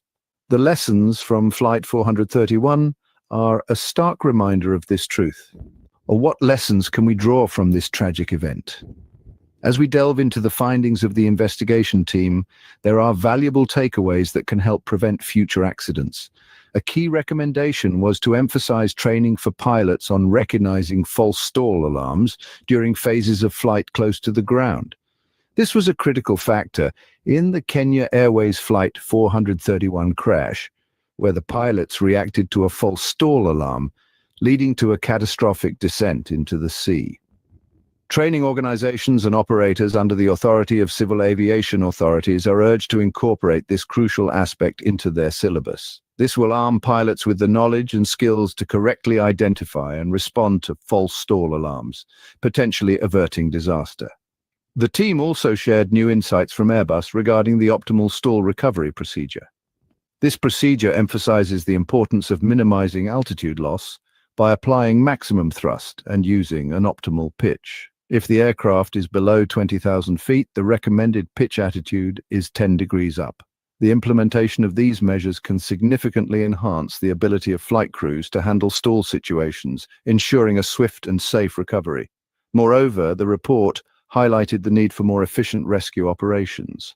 The survivors of Flight 431 commented on the slow pace of rescue efforts, suggesting that more lives could have been saved with a faster response. This led to another recommendation for civil authorities at coastal airports to ensure the availability of appropriate equipment to expedite search and rescue efforts.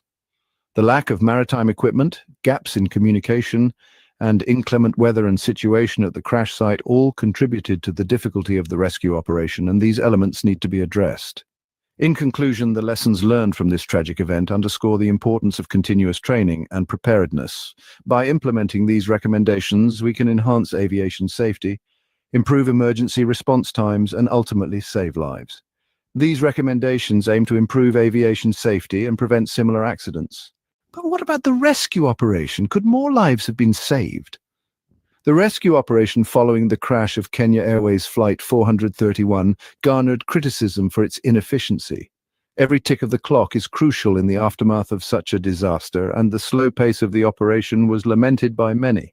The rescue operation was faced with a myriad of challenges. First and foremost, there was a distinct lack of maritime equipment. The sea can be a treacherous and unpredictable place, and without the necessary tools, the rescuers were left ill-equipped to navigate the turbulent waters and locate survivors.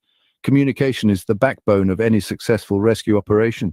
In this case, however, there were significant gaps in communication, further hampering the rescue efforts. A lack of coordination and clear information flow can turn a challenging situation into an insurmountable one. The weather conditions at the crash site added another layer of difficulty. The night sky and the vast expanse of the sea offered no visual cues, making the search for survivors even more challenging. The sea and the weather were formidable opponents that the rescuers had to contend with. Survivors of the crash commented on the slow pace of the rescue operation, arguing that more lives could have been saved had the rescuers arrived sooner. These first-hand accounts underscored the urgency and importance of a well-coordinated and efficient rescue operation. In the wake of the disaster, the investigation team made a series of recommendations. They urged civil aviation authorities to ensure the availability of appropriate maritime equipment for coastal airports. Preparedness is key, and these measures could significantly improve the speed and efficiency of future rescue efforts.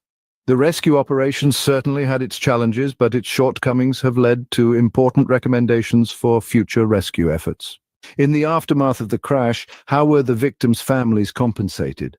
This question begs our attention as we delve into the financial restitution following the Kenya Airways Flight 431 disaster.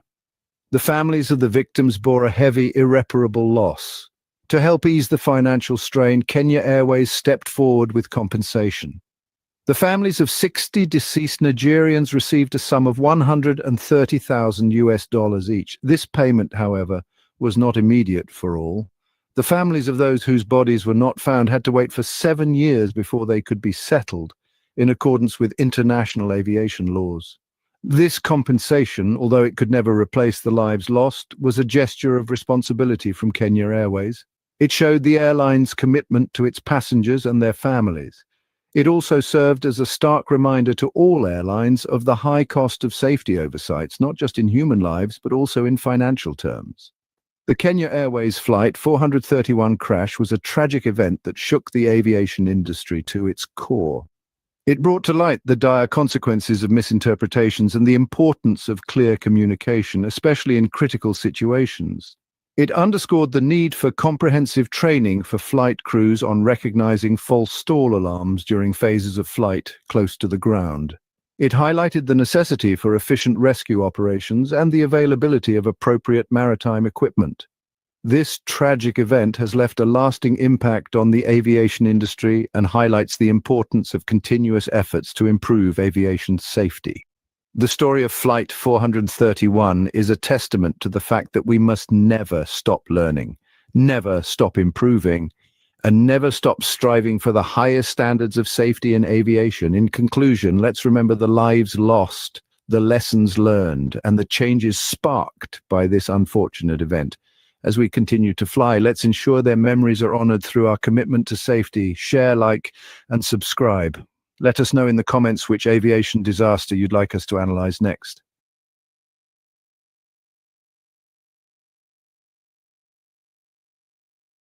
Have you ever wondered how a single error, a simple misjudgment, can lead to a catastrophe in the realm of aviation? In the intricate dance of aeronautics, each movement, each decision is paramount.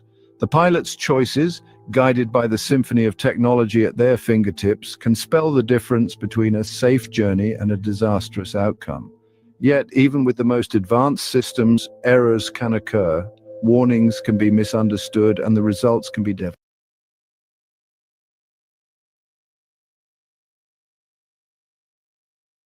What can make a modern airliner vanish without a trace? That is the mystery surrounding the disappearance of Malaysia Airlines Flight 370. On the 8th day of March 2014, a Boeing 777, known as Malaysia Airlines Flight 370, took off from Kuala Lumpur International Airport. Its destination was Beijing, a routine journey that should have been completed in less than 6 hours. Little did the 227 passengers and 12 crew members on board know that this would be anything but a routine flight. The aircraft reached a cruising altitude of 35,000 feet just 20 minutes past 1 in the morning, local time. The Aircraft Communication Addressing and Reporting System, also known as ACARS, sent its final transmission at 7 minutes past 1 before being switched off. The last voice communication from the crew came at 19 minutes past 1. Then at 21 minutes past 1, just as the plane was about to enter Vietnamese airspace over the South China Sea, the plane's transponder, which communicated with air traffic control, was switched off. From there, the flight path of MH370 took an unexpected turn. Malaysian military and civilian radar began tracking the plane as it turned around and then flew southwest over the Malay Peninsula. It then took a northwest course over the Strait of Malacca. By 2:22 in the morning, Malaysian military radar lost contact with the plane over the Andaman Sea.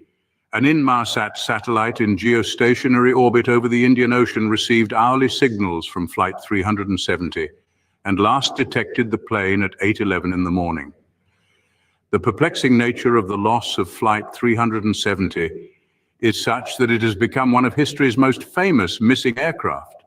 Its sudden disappearance, the lack of distress signals, and the vast search area have all contributed to making this a mystery that continues to baffle experts and lay people alike.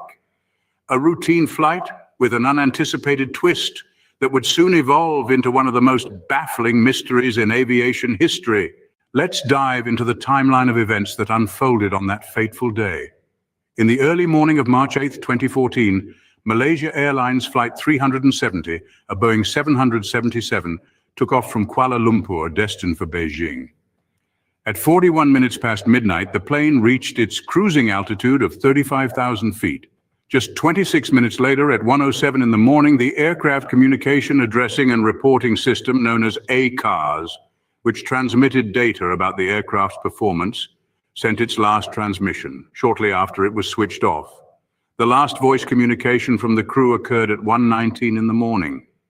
A mere 2 minutes later, the plane's transponder, which communicated with air traffic control, was switched off. This happened just as the plane was about to enter Vietnamese airspace over the South China Sea. At 1:30 in the morning, both Malaysian military and civilian radar began tracking the plane as it made an unexpected turn. The aircraft veered southwest, flying over the Malay Peninsula before heading northwest over the Strait of Malacca. By 2:22 in the morning, Malaysian military radar lost contact with the plane over the Andaman Sea. However, an Inmarsat satellite in geostationary orbit over the Indian Ocean continued to receive hourly signals from Flight 370. The last detection from this satellite occurred at 8:11 in the morning. In just a few hours, a flight that was supposed to be routine had turned into anything but. The plane had changed direction, stopped communicating, and then disappeared. Flight MH370, a modern Boeing 777, had seemingly disappeared off the face of the Earth. In the aftermath of the disappearance, the world rallied to find Flight MH370. Initial efforts were concentrated on the South China Sea, where the plane was last known to be before the transponder was switched off. However, as the chilling truth emerged that the plane had altered its course, the focus of the search shifted. The aircraft had turned west, flying over the Malay Peninsula and then the Strait of Malacca.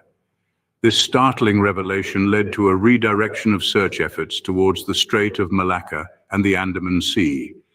Yet the plane continued to elude detection. Then, a week after the disappearance, a new piece of the puzzle was disclosed.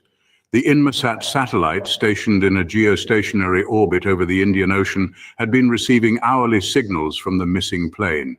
The last signal was detected at 8:11 a.m., hours after the aircraft had vanished from radar. While this contact with Inmarsat could not pinpoint the plane's exact location, it did help to narrow down the possibilities. Analysts determined that the plane could have been anywhere along two extensive arcs. One of these stretched south from Java into the Indian Ocean, southwest of Australia, and the other spanned northwards across Asia, from Vietnam to Turkmenistan. The search area then expanded dramatically, reaching into the Indian Ocean southwest of Australia along the southern arc and covering Southeast Asia, Western China, the Indian subcontinent, and Central Asia along the northern arc. This was a colossal task, underscoring the enormity of the challenge that the search teams were facing. Yet despite the tireless work of those involved and the vast resources employed, the plane remained elusive. The world watched, waited, and hoped as the search for MH370 continued against the odds. Despite the Herculean efforts, the whereabouts of MH370 remained a mystery. On March 24th, a grim announcement cast a shadow over the fervent search efforts. The Malaysian Prime Minister, Najib Razak, revealed that based on the analysis of the last signals, experts from Inmarsat and the UK Air Accidents Investigation Branch had reached an unsettling conclusion. The flight had likely ended in a remote part of the Indian Ocean, almost 1,500 miles southwest of Australia. The implication was clear: it was highly unlikely that anyone on board had survived. The search for wreckage, however, was severely hampered by the remoteness of the presumed crash site. On April 6th, an Australian vessel detected several acoustic pings, potentially from the Boeing 777's flight recorder, commonly known as the black box. This was about 1,200 miles northwest of Perth, Western Australia. The possibility of finding the black box sparked a glimmer of hope in the sea of despair. Yet, as the days passed, the mystery deepened. The Air Accidents Investigation Branch analyzed the Inmarsat data and discovered a partial signal from the plane at 8:19 a.m., consistent with the location of the acoustic pings. The last of these pings was heard on April 8th. If these signals were indeed from flight MH370, it suggested that the flight recorder was at the end of its battery life. Subsequent searches were conducted using a robotic submarine, but the pings had been spread over a wide area, which made it challenging to pinpoint the exact location of the black box. The submarine found no debris, and a subsequent investigation revealed a shocking possibility. A faulty cable in the acoustic equipment could have produced the pings. Despite the relentless efforts, the wreckage was never found. The search ended with more questions than answers. The faulty cable, the lack of debris, the vast search area, all these factors contributed to the enigma. The disappearance of flight MH370 remains an enigma, a tragic mystery that continues to beg the question: what really happened on that fateful day?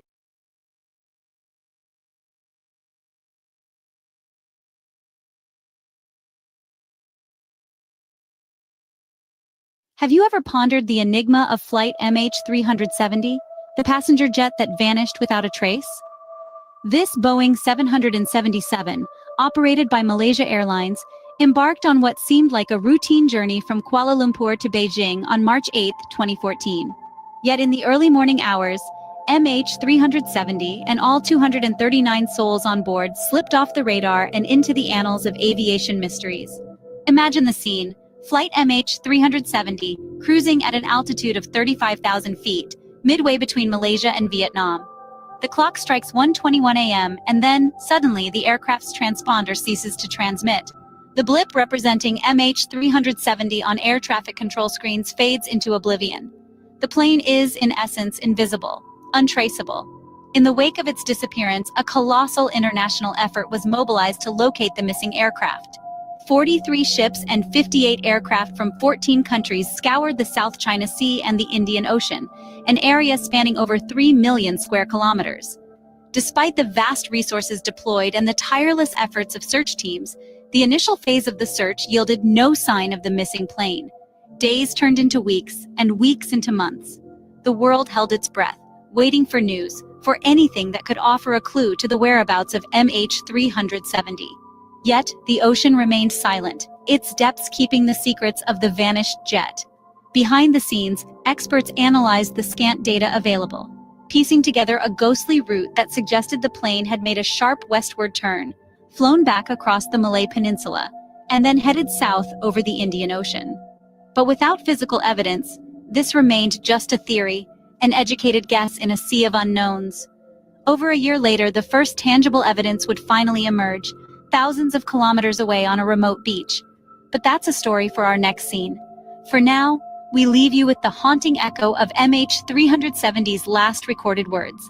Good night, Malaysian 370. On July 29, 2015, the silence was broken.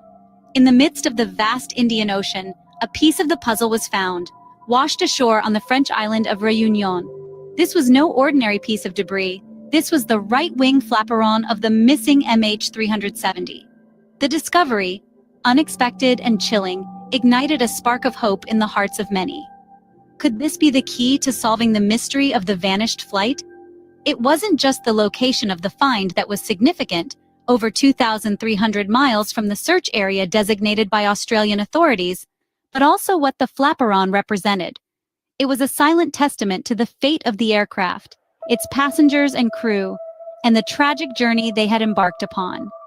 This discovery, however, was just the beginning. Over the next year and a half, the ocean would reveal more of its secrets. 26 more pieces of debris were discovered, scattered across the shores of Tanzania, Mozambique, South Africa, Madagascar, and Mauritius. Each piece, a fragment of a larger story, a silent witness to an unspeakable tragedy. Of these fragments, 3 were positively identified as coming from Flight 370, while 17 others were thought to have likely originated from the ill-fated plane. 2 of these pieces belonged to the cabin interior, suggesting a heartbreaking possibility. The plane may have broken up. Yet despite these findings, the question of whether the plane broke up in the air or on impact with the ocean remained unanswered. Studies of the reunion wing flaperon and a piece of the right wing flap found in Tanzania indicated that the plane had not undergone a controlled descent, effectively ruling out the possibility of a guided water landing. These scattered fragments began to form a haunting picture, one of a flight that ended in tragedy, in a place far removed from its intended destination. Yet even as the debris brought answers, they also brought new questions. The full story of MH370, its final moments and the reasons behind its disappearance remained elusive. The search for truth, for closure, continued. 2 pieces of evidence pointed to a chilling conclusion. The discovery of the right-wing flaperon on the French island of Réunion and a piece of the right-wing flap in Tanzania held crucial information. These fragments, once part of the airborne marvel known as MH370, now told a grim tale of the plane's final moments. The study of these fragments suggested an uncontrolled descent, a horrifying scenario for any aircraft. This indicated that the plane hadn't been guided to a water landing. Instead, it seemed to have plummeted to its watery grave, a passenger jet becoming a helpless victim of gravity's unyielding pull. The implications of these findings were dire, painting a picture of a plane in distress, unable to maintain its majestic flight. The plane, it seemed, hadn't gently touched down on the ocean's surface. Rather, it had crashed, perhaps even striking the water with a vertical orientation. This theory, supported by a modeling study conducted before the flaperon's discovery, could potentially explain the scarcity of physical evidence. This form of descent, uncontrolled and likely catastrophic, was a stark contrast to the idea of a controlled water landing. The latter would involve a pilot guiding the aircraft down, minimizing the impact and potential damage.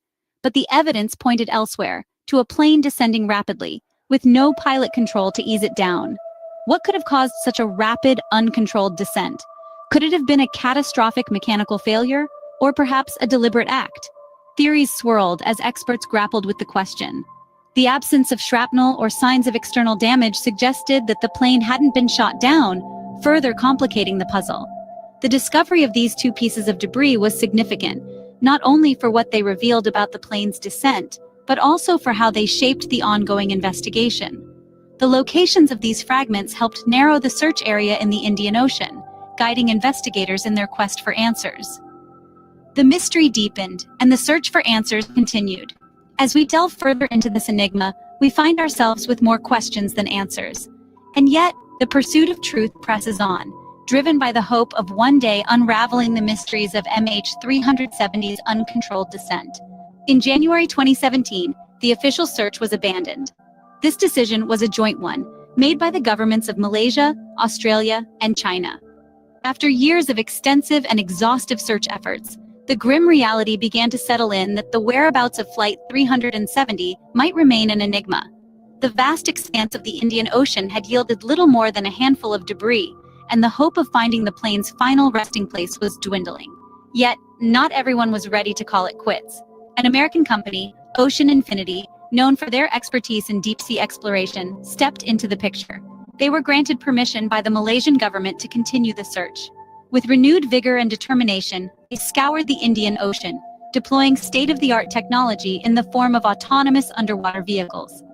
They tirelessly searched, undeterred by the vastness of the ocean or the enormity of the task at hand. However, as the months rolled on, the results were disheartening. Despite the cutting-edge technology and the relentless pursuit, the ocean remained tight-lipped, revealing no new secrets. The mystery of Flight 370 seemed to deepen with every passing day. In May 2017, the inevitable was announced. The Malaysian Transport Ministry declared that the search conducted by Ocean Infinity would be terminated. The company had given it their all, but the elusive aircraft remained undetected. The ocean, it seemed, had claimed yet another secret, refusing to let go. The following year, in July 2018, the Malaysian government issued its final report on Flight 370's disappearance. The report was inconclusive, attributing the change in flight path to manual inputs, but providing no definitive answers as to why the plane disappeared. Mechanical malfunction was deemed extremely unlikely, but the investigators could not determine the exact cause of the disappearance. Despite the extensive efforts, many questions remained unanswered. The mystery of Flight 370 continues to baffle us, a reminder of the vastness of our world and the limitations of our understanding. As the search is called off, we are left with more questions than answers. The disappearance of Flight 370 etched in the annals of aviation history as one of its greatest enigmas. The absence of definitive answers gave rise to a plethora of theories. In the weeks following the disappearance of MH370, speculations filled the air as thickly as the smoke from a jet engine. Theories ranged from the plausible to the downright bizarre, each trying to explain the inexplicable. Mechanical failure was an early suspect. After all, even the most reliable machines can falter. However, no evidence of malfunction surfaced in the debris. The absence of distress signals also cast doubt on this theory. Then came the chilling theory of pilot suicide. The loss of ACARs and transponder signals suggested that someone inside the aircraft had switched them off. This led to speculation of a deliberate act by one of the crew members.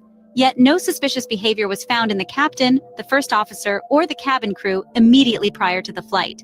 The plot thickened in 2016 when New York Magazine reported that the pilot, on his home flight simulator, had flown a path over the southern Indian Ocean, eerily similar to the missing aircraft's final path. This revelation lent credence to the notion of a premeditated pilot-induced mass murder-suicide. Some even speculated that Flight 370 was shot down, a theory fueled by geopolitics rather than hard evidence. Despite the sensational nature of this theory, no evidence of shrapnel from a missile or other projectiles has been found in the debris. It's worth noting that these theories, like any speculation, are based on interpretation of the available evidence. They are not definitive answers. Rather, they are the product of our collective attempts to make sense of the tragic and perplexing disappearance of MH370. As we conclude, the ultimate fate of MH370 remains one of aviation's most perplexing mysteries, leaving us to wonder, what really happened? The theories we've explored today are but fragments of the story, pieces of a puzzle that we continue to assemble in the quest for truth. So until we meet again, keep looking up and questioning. After all, it's the mysteries that captivate us, pushing us to search, explore, and strive for answers.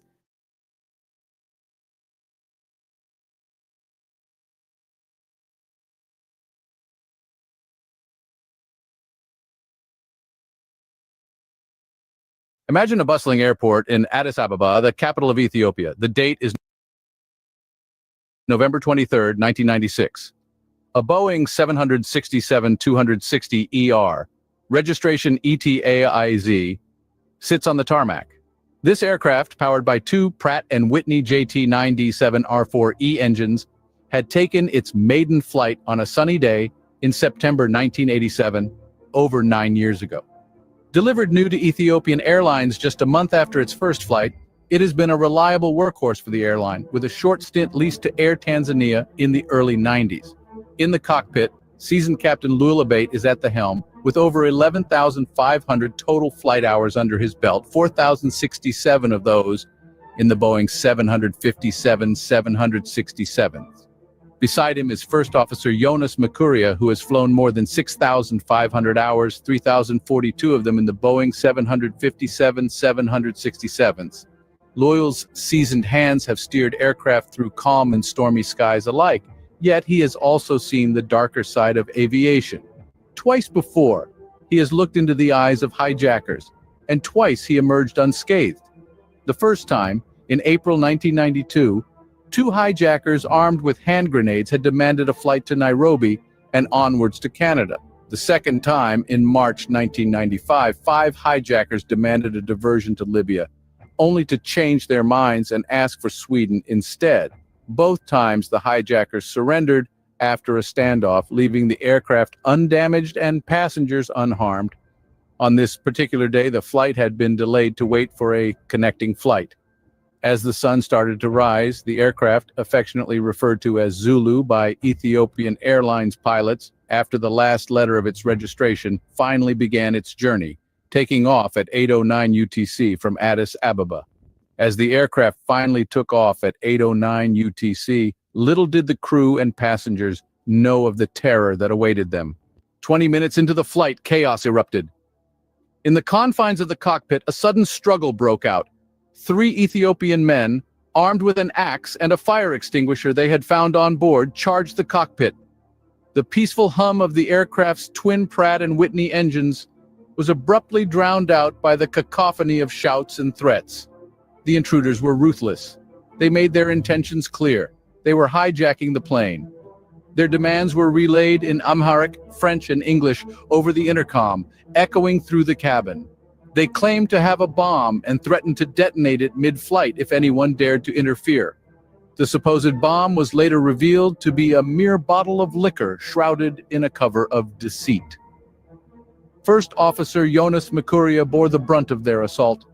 Forced out of the cockpit and into the cabin, his usual seat was overtaken by the hijackers. With the aircraft now under their control, they demanded the impossible: to fly to Australia.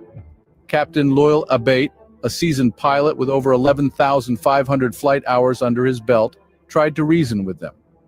He explained that the plane had merely enough fuel for the journey from Addis Ababa to Nairobi.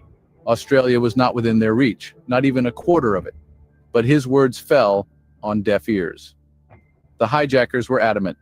An article in the airline's in-flight magazine had convinced them that the Boeing 767 could fly for 11 hours straight.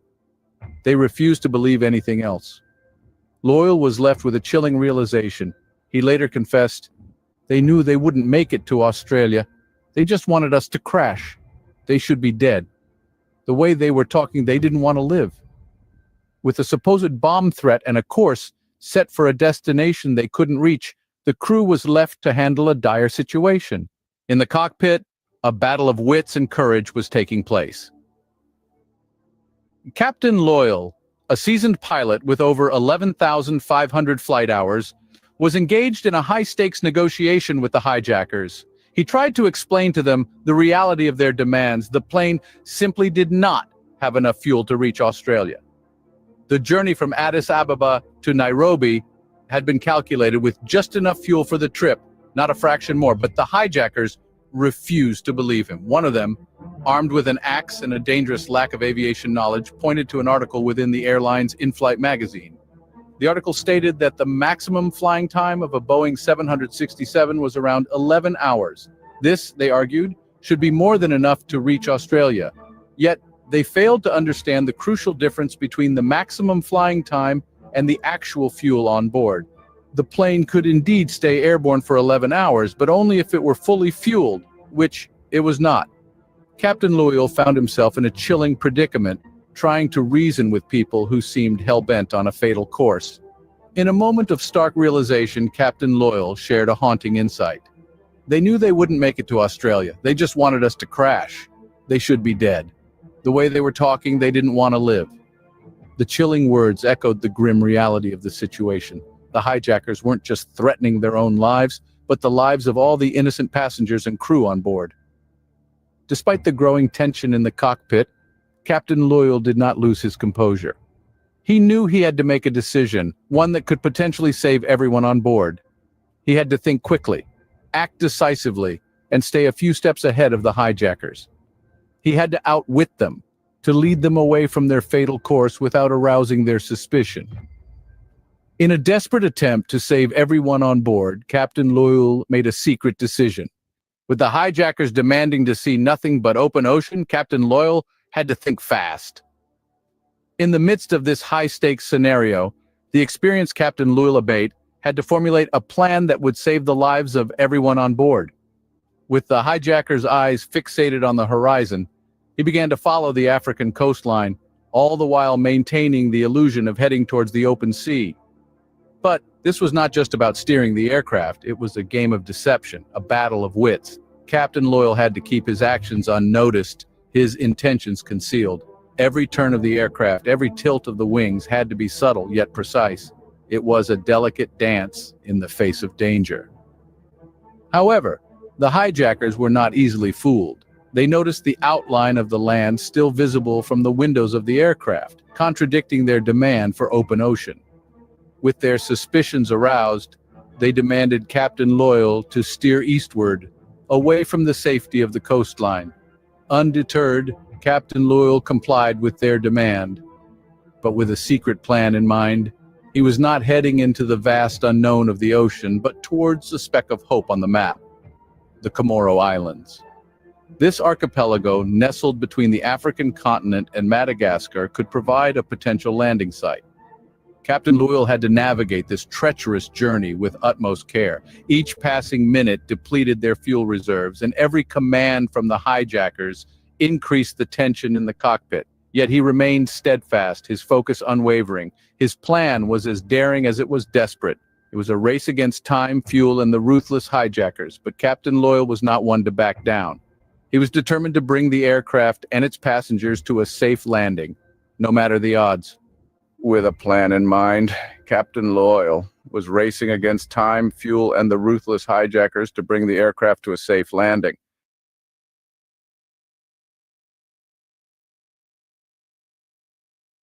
Imagine being on a plane cruising at an altitude of 35,000 feet when suddenly your flight turns into a nightmare. This is the chilling story of Ethiopian Airlines Flight 961. The day started like any other. The sky was clear, the plane was set, and the passengers were ready for their journey. Little did they know that their flight would soon become one of the most notorious hijackings in aviation history. 3 men, claiming to have a bomb, stormed the cockpit and took control of the aircraft. Their demands were simple but unattainable. They wanted to be taken to Australia. But there was a problem the hijackers refused to understand. The aircraft, a Boeing 767, didn't have enough fuel for such a long journey. Captain Loyal, an experienced pilot, tried fervently to explain this to the hijackers. He warned them time and time again that the fuel was running low, that the plane simply couldn't make it to Australia. But his pleas fell on deaf ears.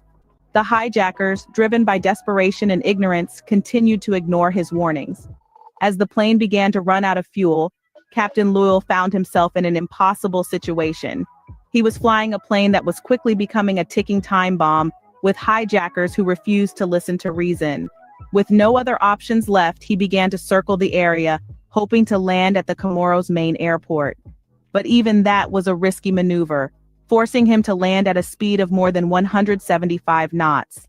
As the plane began to run out of fuel, the Captain Loyal had no choice but to prepare for a crash landing. The right engine flamed out. The captain seized a moment of opportunity. In the midst of a hijacked flight, as the right engine of the Ethiopian Airlines Flight 961 gave out, Captain Loyal found himself in a moment of chilling clarity. With the lead hijacker momentarily out of the cockpit, the captain seized the opportunity to make a desperate announcement over the aircraft's public address system.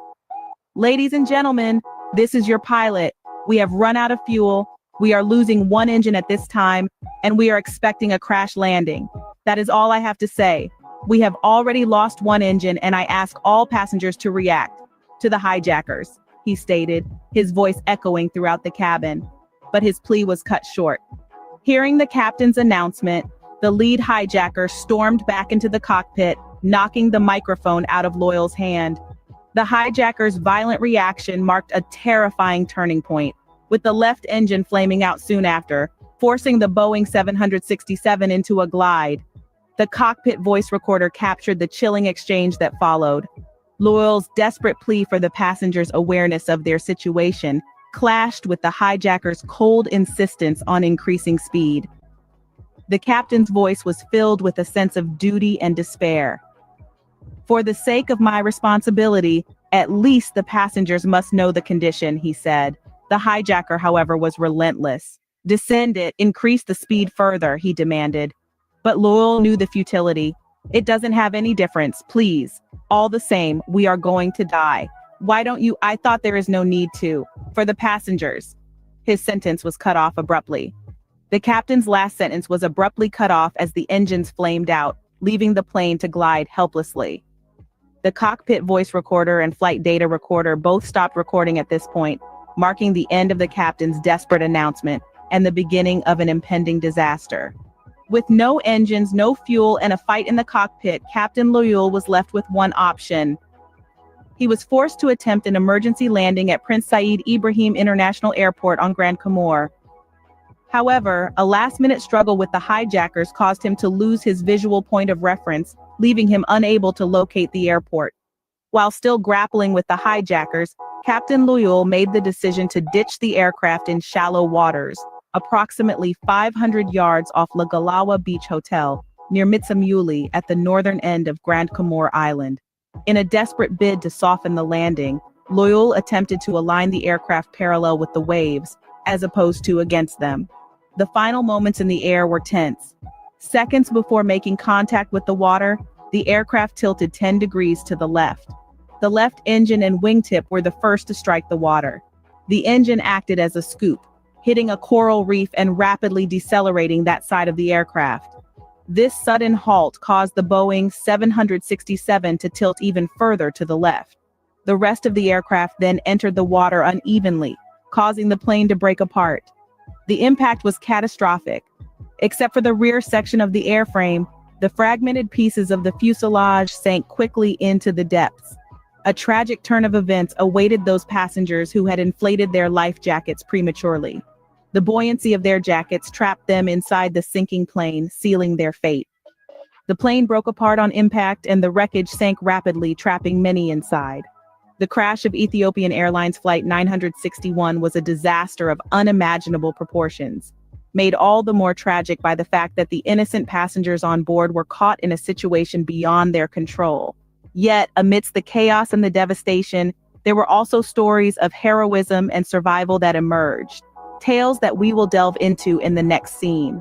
Amidst the chaos and devastation, help came from an unlikely source. As the shattered remnants of Ethiopian Airlines Flight 961 disappeared beneath the waves, island residents and vacationing tourists quickly rallied, transforming a peaceful beach into a makeshift rescue site. Among those lending a helping hand were scuba divers who had been enjoying the clear waters of the Indian Ocean, now tasked with a mission far removed from their leisurely pursuits.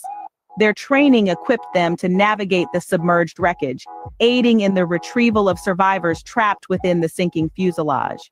Meanwhile, on the shore, a group of French and Indian doctors who had been vacationing on the island set their holiday plans aside. Their vacation turned into an impromptu triage center as they provided immediate medical aid to the survivors, their expertise proving invaluable in those critical first moments following the crash. In an eerie twist of fate, a tourist captured the entire horrifying event on video. Initially, she began recording because she mistook the low-flying, sputtering aircraft for part of an air show. Little did she know her footage would serve as a stark reminder of the terrifying ordeal and a testament to the unexpected bravery of ordinary people. As the sun set on that fateful day, the beach was a stark contrast to the tranquil paradise it had been just hours before. Yet, amidst the wreckage and despair, glimmers of hope shone through. Ordinary individuals had stepped up, demonstrating extraordinary courage and resilience in the face of unimaginable tragedy. Their swift action undoubtedly saved lives, turning what could have been a scene of unmitigated disaster into a testament to human compassion and resolve. As the world would soon learn, even in the aftermath of such a catastrophic event, the spirit of humanity could not be so easily broken. In the face of tragedy, humanity showed its resilience. Survivors were rushed to nearby hospitals, beginning a long journey of recovery. In the wake of the crash, the wounded found themselves in the care of the Mitsamiuli Hospital, a medical facility less than 2 kilometers from the site of the tragedy. The hospital's staff was tasked with the immense responsibility of providing immediate medical attention to the survivors, their efforts marking the beginning of a long and arduous recovery process. From Mitsamiuli, the survivors were transferred to El Maruf Regional Hospital Center in Moroni, the island's capital. Here, their conditions were stabilized and they received further medical care. Among the survivors were 2 French nationals and 19 injured passengers who were promptly transported to Reunion, an island east of Madagascar. However, even in the face of advanced medical care, one of the injured passengers succumbed to their injuries, taking the death toll of this heartbreaking event up to 125. The remaining survivors, once stable, were transported to Kenya and South Africa, where they could receive specialized treatment and be closer to their homes. Given the scale of the disaster and the international nature of the flight, repatriation became a significant part of the recovery process.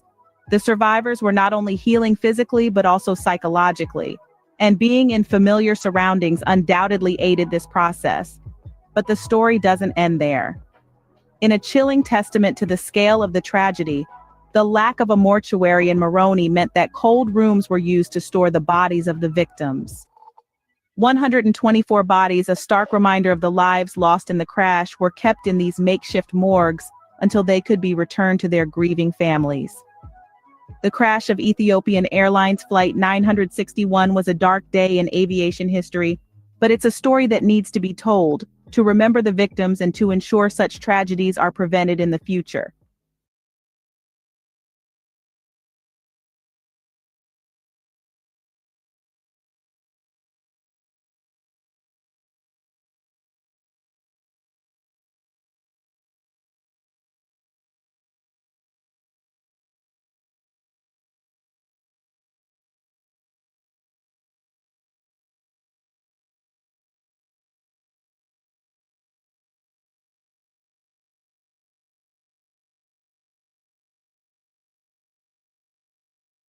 Did you know that Ethiopian Airlines Flight 961 is one of the very few large airliner water landings and the first hijacked water landing in history?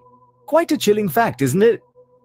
On the 3rd of December 1996, the General Directorate of Civil Aviation of the Comoros took a decisive step. Recognizing the scope and international implications of the incident, they agreed to delegate the investigation of ET 961 to the Ethiopian Civil Aviation Authority, or ECAA. This was a significant move considering the vast range of expertise and resources required to delve into such a complex case. The ECATA, backed by the Ethiopian government, was suddenly thrust into the spotlight, tasked with unraveling the mystery surrounding the ill-fated flight. The ECAA would need to sift through the wreckage, piece together the sequence of events, and determine the factors that led to one of the most tragic hijackings in commercial aviation history. However, the ECAA was not alone in this daunting task. The Air Accidents Investigation Branch, or AIB, stepped in to play a crucial role. The AIB, known for its meticulous approach to air accident investigations, was assigned to analyze the flight recorders. These flight recorders, also known as black boxes, were critical to understanding the final moments of Flight 961. The AAIB's analysis would provide invaluable insights into the interactions between the crew, the hijackers, and the aircraft systems during the flight's terrifying final descent. Every sound, every warning alarm, every change in altitude or speed could hold the key to understanding the sequence of events that led to the crash. Together, the ECAA and the AAIB embarked on a painstaking journey to find the truth behind Ethiopian Airlines Flight 961. They knew that their findings would not only provide closure to the families of the victims, but could also inform future aviation safety measures, potentially saving countless lives. Thus, the stage was set for an intense and detailed investigation into one of the most unusual air accidents in history. The tragic accident of ET 961 claimed many lives, but also had its share of survivors. This catastrophic event took its toll on the 12 crew members, all of whom were Ethiopians. Miraculously, half of them survived, including the pilot and co-pilot who guided the aircraft under unimaginable circumstances. The passengers on board hailed from a staggering 36 countries. The devastating tally of the deceased included the 3 hijackers who initiated the chaos. 42 of the passengers began their journey in Bombay. This group consisted of 3 Americans, 9 Nigerians, 9 Sri Lankans, and 19 Indians, while the rest boarded the flight in Addis Ababa. Out of the 175 passengers and crew members, 125 met a tragic end, including the hijackers. As outlined in the accident report, the 6 surviving crew members and 38 passengers sustained serious injuries. 2 passengers escaped with minor injuries, and astonishingly, 4 passengers walked away unscathed. Among the victims was 1 child, an Ethiopian, who was listed on the manifest. A significant number of passengers survived the initial crash, but a critical misunderstanding or disregard of Captain Loyal's warning about inflating life jackets inside the aircraft sealed their fate. As water flooded the fuselage, inflated life jackets pushed passengers against the ceiling, trapping them. Unable to escape, an estimated 60 to 80 passengers, still strapped to their seats, presumably drowned. Captain Loyal and First Officer Jonas, both survivors, were recognized for their heroic actions amid the crisis. Loyal was honored with the Flight Safety Foundation Professionalism in Flight Safety Award, a testament to his courage and quick thinking. The tragic outcome of the crash was a stark reminder of the importance of understanding safety instructions during flights. The story of ET 961, though heart-wrenching, underscores the importance of adhering to safety procedures and the potential consequences of neglecting them. It's a sobering reminder that safety is not just in the hands of the crew, but also in the understanding and actions of every passenger on board. Among the passengers of ET 961, some were notable for their professions and actions during the hijacking. A profound loss was felt with the death of wartime photojournalist Mohammed Amin. Amin was not just renowned for his remarkable work in the field, but also as the publisher of Salamta, Ethiopian Airlines in-flight magazine. It's believed that in the final moments of the flight, he was near the cockpit entrance, perhaps negotiating with the hijacker guarding it. On a brighter note, Franklin Huddle, the US Consul General of Bombay at the time, and his wife both survived the crash. Huddle had chosen Ethiopian Airlines for a safari trip to Kenya, swayed by the airline's reputation and its Federal Aviation Administration certification. He attributed their survival to a fortuitous upgrade to business class. These stories of survival and loss add a deeply personal aspect to the tragic event. The ripple effects of the crash of ET-961 were felt far and wide. As the world grappled with the enormity of what had transpired, people came together to mourn, remember, and find solace. A poignant memorial service was held in Galawa on the 30th of November 1996, uniting those in grief and offering some semblance of closure to the bereaved. In the midst of this tragic event, tales of extraordinary courage emerged. The flight's captain, Loyal, and first officer, Jonas, were both recognized for their extraordinary professionalism and valor.